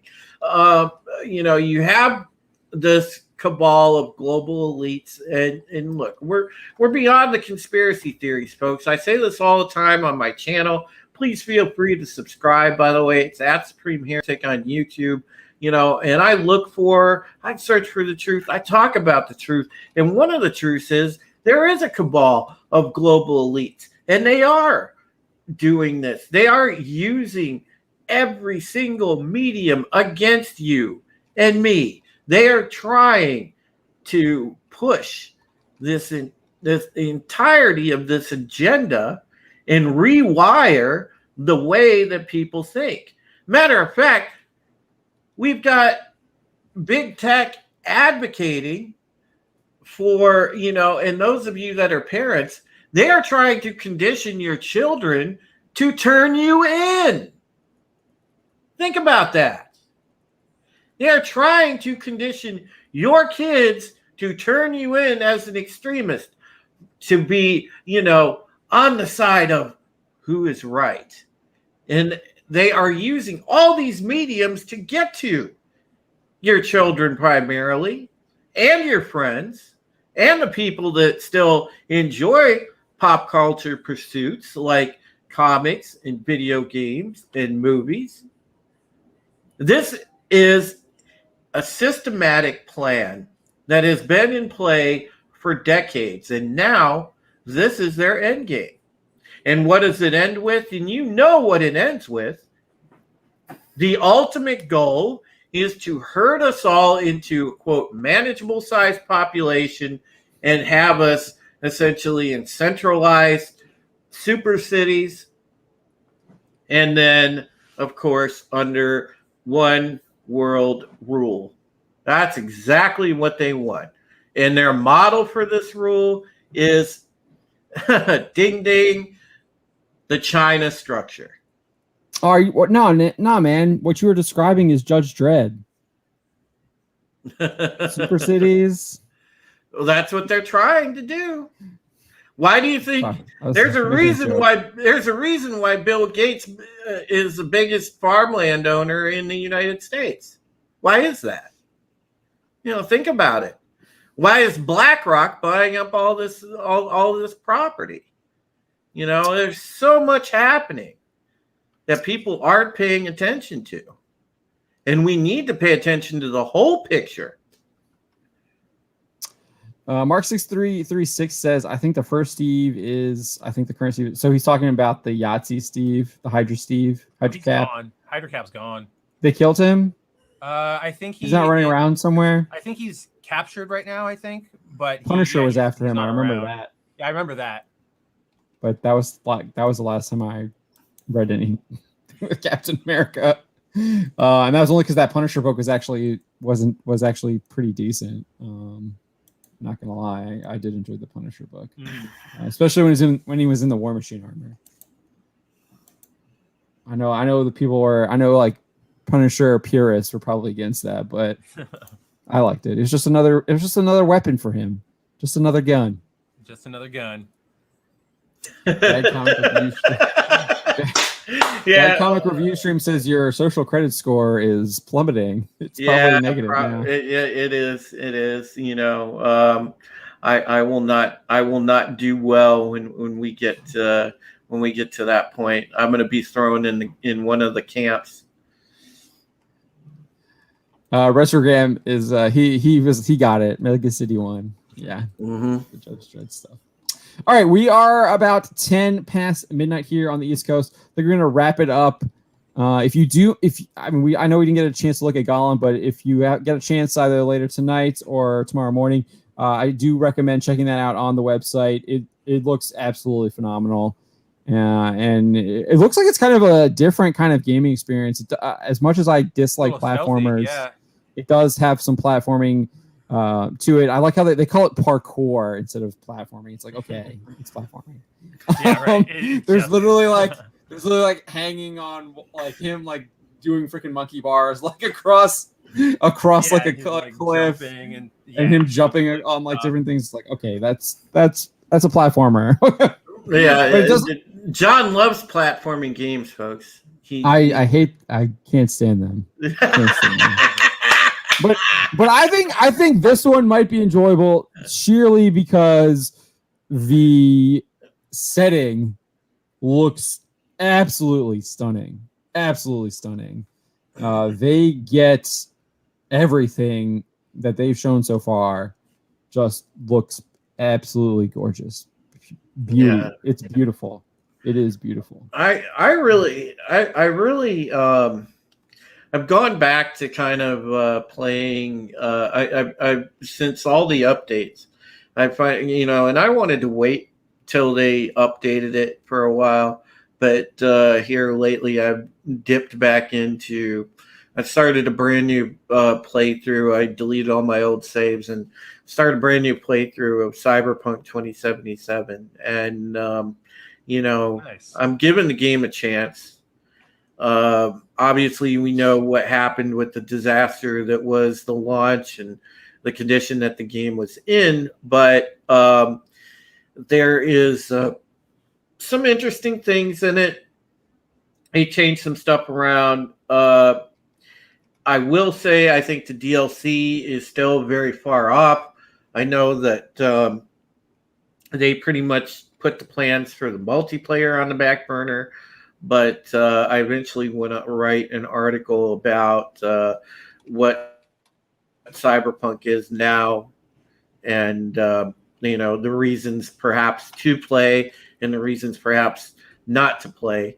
And I will also mention if you have it on the computer, folks, don't be afraid to go on Nexus Mods.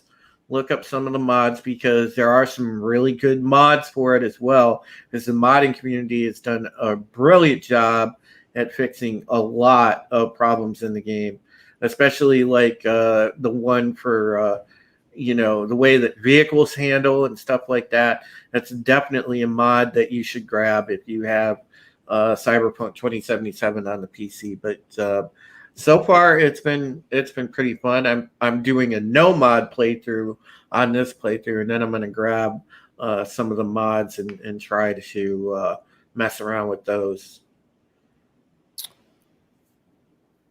Sounds good. I actually, Yeah. I actually started. I see that Mjolnir's Power says he's running through Dragon. I assume that's DQ11 is Dragon Quest 11. I assume. Yes, I would what that presume is? so. Yes, dude, that's a Uh, great game. That's the most recent one, right? Yeah. Mm-hmm. Yeah, that's the one where I think I'm on like Act 2. I guess I just beat the guy at the tree, and then he breaks the world, and then you have to play the other characters, and there's like, I don't know, it slows down a lot, I feel like, at that point. So I stopped. But I started a new playthrough of Fire Emblem Three Houses on Nice. Madness, on the Madness tier, which is their hardest level. Because I thought the hard isn't really challenging, honestly, especially if you have the DLC characters, because those characters are like super OP. Yeah. But I did the Madness one does make a difference. I didn't realize you could die in like the tutorial stage, so I got like a game over because I was being reckless. I was like, whatever, like I'm just gonna send my guy out to just kill all of them to try and like get a cheap level up, like just try and get an easy, like get your guy up a little bit to start off. And I died. So, but then I switched back and it was fine. So now I'm in the school and I literally just started last night, dude. So I'm going with Edelgard. Yeah. Will killed Snake 07. Yeah, Night City is a great backdrop. I definitely am looking forward to when I do my other playthrough with the mods, and they have like a Blade Runner-esque mod where it turns it, you can change the weather, you can change the tone of the setting, the way it looks, and Night City, you can make it just look absolutely astonishingly good, and it's amazing. You can just walk around and look at the buildings and everything and the detail. It's crazy. It's just awesome. So yeah. Raful Arvita gives us a $2 Australian super chat. He says he's waiting for Dragon Quest 12. Yes, Someday, yeah. Yeah. And here's to hoping that at least on the video game side of things, there continues to be some good titles that come out and maybe like non-woke storytelling, but I'm not optimistic about that either. It has really ramped up over the past. I'm super optimistic. Anything that's coming out of Japan is going to usually be pretty good. Well, yeah. See, because you guys play stuff. I mean, I still play a lot of, I look for like the traditional type games that I like. I don't play a lot of the foreign stuff.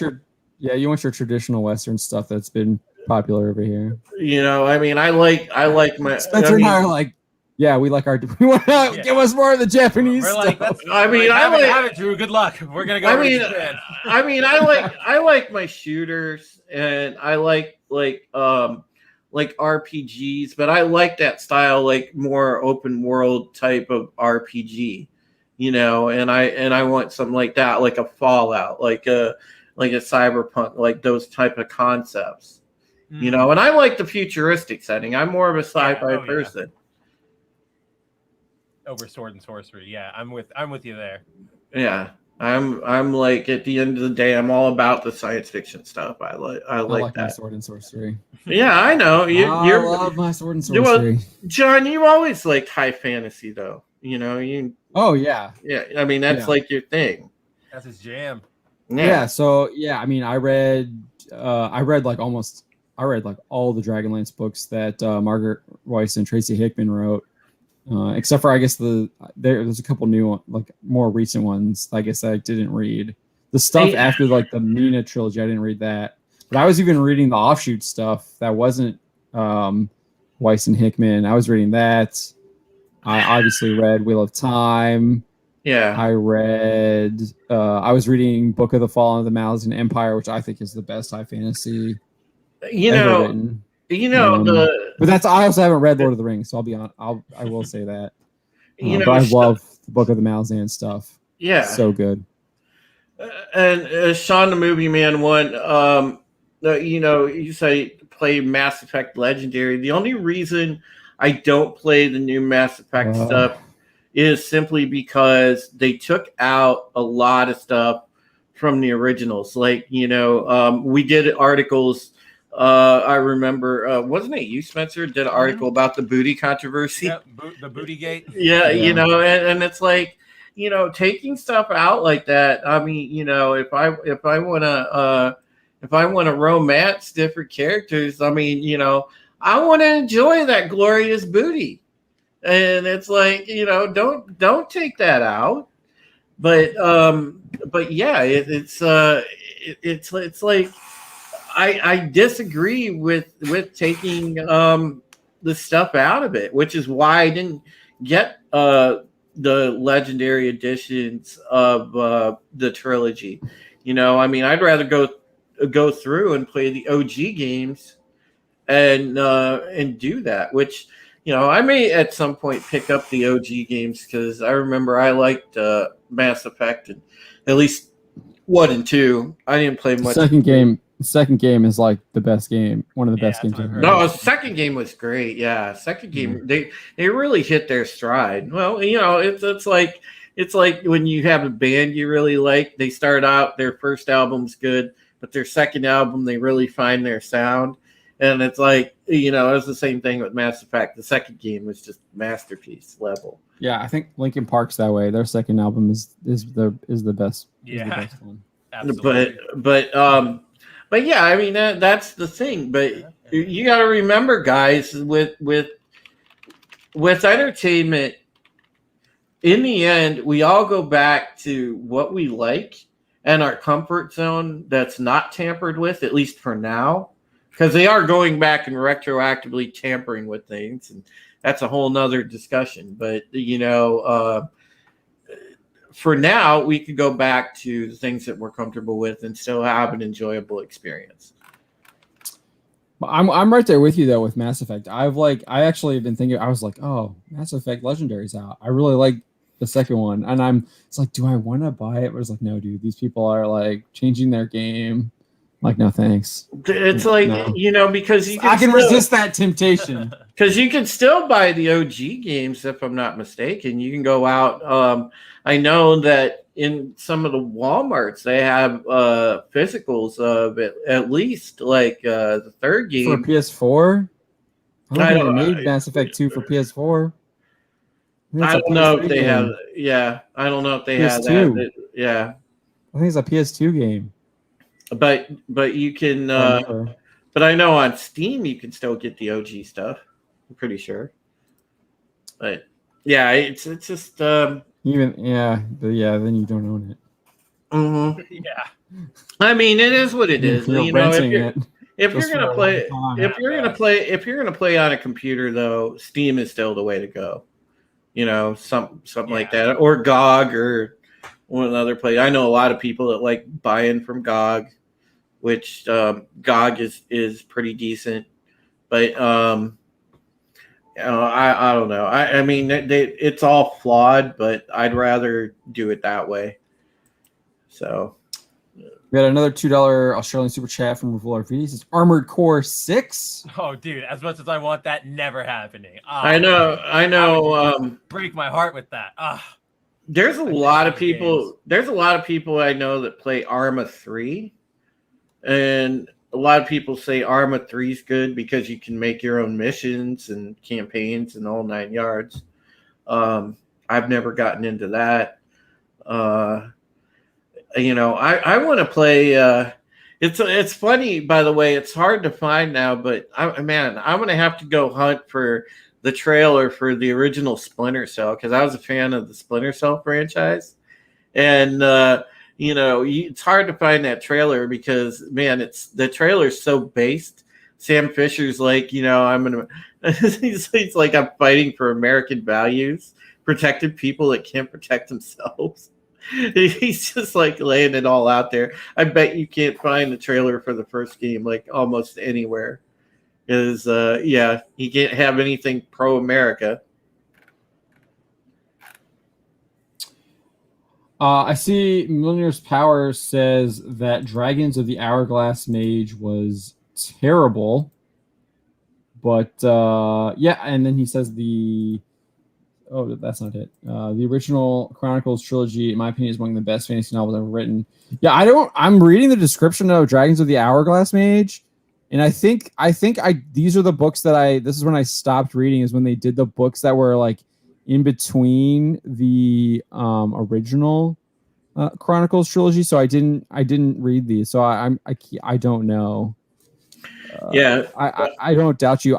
My favorite is when I don't remember what this trilogy is called, but it's when Caramon and Raceland go back into the past and he becomes like Fistandant. Like he obviously defeats Fistandontalist and becomes Fistandontalist and then challenges the gods and defeats them all. And at the end of the time, he realizes he can't actually create anything, even though he's like defeated all the gods. I thought that was absolutely. I really like that trilogy.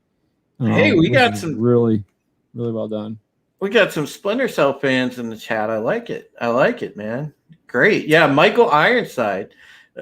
Nobody will ever be Sam Fisher other than Michael Ironside. When they had that different actor in the one game, man, I was not happy about that. Michael Ironside to me is Sam Fisher and always will be.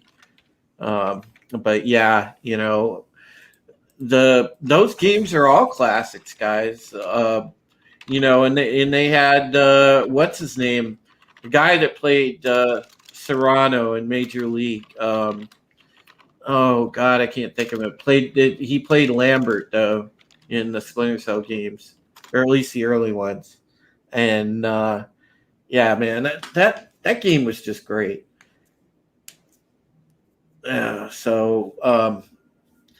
Yeah, folks, I hope that we continue to get some decent stuff.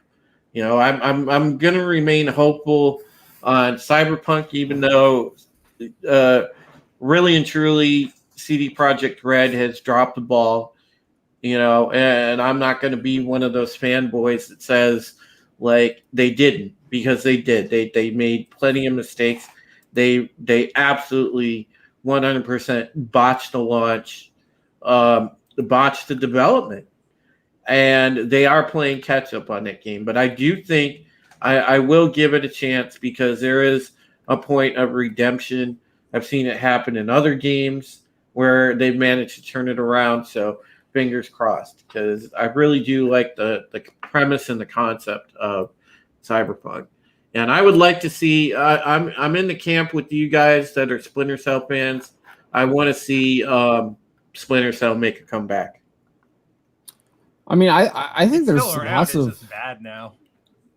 I think there's lots of optimism about what's happening. Like, obviously, the censorship stuff that's going on here in the West is problematic. To quote, use that SJW language there.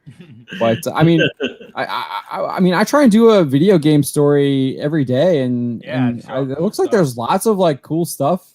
You're just not gonna, just like with everything else, you're just not gonna get it from the mainstream. You're still looking for it. It's gonna be coming from Germany. I think there's lots of good game development coming from Germany. There's like you're talking about CD Projekt Red, Polish company. There's lots of other Polish companies. The video game atmosphere in Poland, I think, is about to explode, because there looks like there's lots of really cool stuff coming from a lot of smaller Polish developers. So look forward to that. And then obviously Japan is still cranking them out. Bandai Namco does a really good job with the distribution of a lot of their stuff. They really need to get working on that My Hero Academia version of Dragon Ball Z Kakarot. That is literally just gold bars. It's right. Gold bars. Will killed Snake 07. Yeah, I agree with you. I think Cyberpunk will be what we wanted in about 2 years because they really need to take some time with it to continue to flesh it out. But yeah, I think so. And I think the DLC will be pretty good when they put it out eventually. And yeah, Sean the Movie Man, I think so. But the problem is, again, in this culture, the rampant puritanism and the wokeness would just absolutely water it down. It would be great in theory, but the if done right part is what you want there, and that ain't happening with Hollywood. Which comment are you referring to? Where he said Cyberpunk and Mass Effect would make a great hard R TV show series if done right, and they would, because they involve. They're doing a Cyberpunk anime, so but if they did a live action show, it would work, sure, if it was done right. But you'll never get that out of Hollywood because they are stuck on that mode of the rampant propagandizing, messaging, everything like that. So you won't ever get something that does credit towards an IP that you think would be intriguing or that you're enjoying, because they won't do it justice. They're going to use it as a messaging vehicle, and that's the sad part. Revul Arvita Splinter Cell Double Agent did have a great concept. That was easily my favorite Splinter Cell game. Will killed Snake 07 says, that's not what I wanted. That's this one here. THQ Nordic keep releasing good stuff. Yeah, I think THQ Nordic did some of the best Warhammer games. If I remember, I think they did this Warhammer RTS game, and it was freaking. I really liked it. If I remember correctly, that's the same. Oh man, Pandora Tomorrow was so good too. Adega, hail, buddy. Yeah, and you're right, Adega. It is a little short. Again, they have DLC coming, but I would expect something in the 2022, 2023, mid 2023 type of window before you see something, really hit its stride with that. But I think it'll be good when it comes out. They don't have it listed on their website. They have Vermintide, but maybe that was before they became THQ Nordic. I'm pretty sure it was like THQ did it though. Like I remember every time I booted it up. May have been THQ proper. Oh, maybe, yeah, that's possible. All right, it is now 12:30, so yeah, we got some time. Let's wrap it up here. Drew, what do you got in the works? All right, so make sure that again, like I said, folks, tomorrow, big episode of Pegasus Actual podcast. Make sure that you come over to the channel tomorrow, around 9 p.m. Usually we go live somewhere in that time frame, in the 9, maybe 9:20 Eastern type of window. And we are doing the season 3, episode 17 of Ronald D. Moore's Battlestar Galactica, and that would be entitled Maelstrom. It's also, again, major character death. This will be the death of Kara Thrace, a.k.a. Starbuck. So it should be a fascinating discussion in the chat. If you haven't seen the episode and you want to discuss it with us tomorrow, make sure that you go over to, what is it? Peacock.tv, isn't it? For the Peacock stuff. Yeah, it's on Peacock. I don't know. And you can watch Battlestar on there for free. All you need, you just sign up for the free account on Peacock, and you can watch it free. It does have ads, but you get up and use the bathroom when those pop up. It's no big deal. So watch that episode if you want to join in the convo with us tomorrow. It'll be fun. And then I'll be on Comics Division's Thursday Night Throwdown after that stream. And then on Tuesdays, you catch me doing Rogue Entertainment's Rogue Squadron on my channel.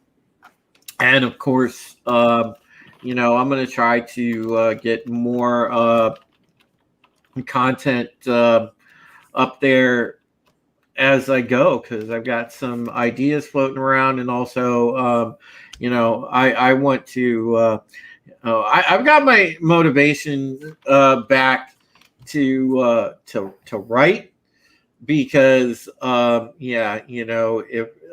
I'm gonna show Vito one thing, it's the fact that he sorely underestimated me as a writer. Oh yeah, earlier this week, yeah, prove him wrong. Drop some stuff. Let's do it. All right, Spencer, what do you got? Yeah, guys. As always, another Wednesday night, another great time hanging out with everybody. I was really excited to do tonight's show, and it definitely delivered. Love talking Marvel, DC, Loki, all the crap that we put up with these days with everybody. As for what I've got going on, as always, there are daily articles on Bounding into Comics. Right now, I believe I have one in the silo for the Lewd Idol project banning from PayPal, and a change made to Neo: The World Ends With You. So check those out. And then obviously I've got a lot more, constant stream of stuff. Hoping to, since you are all here, I'll give you a little preview. I'm hoping to put together a sort of fun video, like top 5 things that also need to be renamed in Star Wars after Slave One. So hopefully I can get that put together. And then I'm also attempting, or I am currently in the middle of setting up my stream layout so that I can start streaming, because I would love to stream and share the new Kakarot DLC with all of you guys. So hopefully I can get that up and running ASAP so that we can check out A Future Without Goku.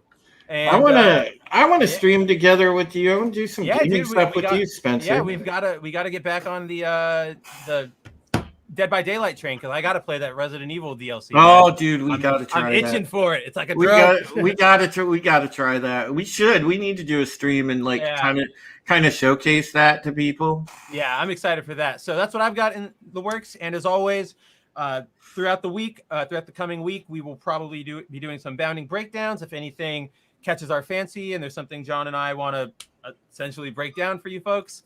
And until then, we will definitely be, and then if we don't see you for a Bounding breakdown, we will definitely see you right back here. Same bat time, same bat channel for another Black Pill stream. Goodness, tongue-tied myself. Yeah, Mjolnir's power, yes. They Dead by Daylight, that asymmetric killer versus survivor game, they did drop DLC that features Resident Evil characters. So if you're a fan of Resident Evil, I would think about checking that out. Yeah, whatever it's platform. Not RE8. It's RE. It is Leon and Ashley from RE4 as the survivors, and then Nemesis. Nemesis is the killer, dude. Nemesis is the killer, yeah. And God, that's what I really want to play, is Nemesis as the killer. Right? I really want to try out Nemesis, no lie. So I don't know why you would not play the killer. I would always play. Well, John, you had fun watching me run around playing Michael Myers, because I just was wrecking people. Yeah, you were just destroying people. I played a little bit. And I always played the killer. It's definitely the most fun. Yeah. Oh, it is. It is. It can get frustrating. I mean, sometimes you just have games where you suck, and it can be pretty frustrating. Well, if you got people Takes that practice, know, if you got people that know what they're doing, the worst is when you got to watch falling for the pallet loops, because people will try to pallet loop you like crazy, and as long as you know how to get through the pallet looping, most times you're just going to absolutely wreck them. Yeah. Yeah, that was one of the biggest issue I had was people just phasing through me. I felt like I hit them and I would knock them down, but I would miss and they would just run away. Yeah. And I was like, man, I suck. Yeah. And I was also playing I was using the Stranger Things guy. So I was still getting used to his mechanic. His mechanic is weird because he has the warp. You got to put those warp things down. Oh, yeah, I know what you're talking about. So I'm still trying to figure that out too. But yeah. All right. For me, I've got my Loki review. Look for that tomorrow. Probably the first thing I put up tomorrow, unless something big happens in the morning. And then I'm going to cover some of these. Victoria Alonso's made some comments about Loki. Look into that as well. What else is there? I'm sure there's a bunch of other stuff that I didn't get to in the email here that I haven't even looked at. Oh, I'm probably going to put up the Viz's solicitations for, I think it's October, November. Lots of cool stuff coming out for that. Chainsaw Man is got a new volume coming out, so lots of cool stuff happening there. I'm sure it'll sell out really quickly, given the fact that literally I think 6 is already sold out just on pre-orders. So, and then yeah, Will Killed wants me to do a video on Last of Us casting. So I guess I didn't play Last of Us 2. I don't know. I'd have to. I might do that. We'll see. I might do the Victoria Alonso thing as a video, but yeah, look, but call. that's a good suggestion too. So, and then I'll have the Loki video up. I usually do 2. Maybe I'll do 3 tomorrow. We'll see. But look for those. And so that's what I kind of got on my plate for tomorrow. All right. Thank you all for joining us. Hope you enjoyed it. We're glad we had a lot of fun. Yeah. Good stream. And we will see you probably, as Spencer said, we'll probably see you tomorrow, maybe for a Bounding Breakdown. And then we'll definitely be back next week for our Black Pill stream. Have a good night, and we'll see you soon. See you, folks.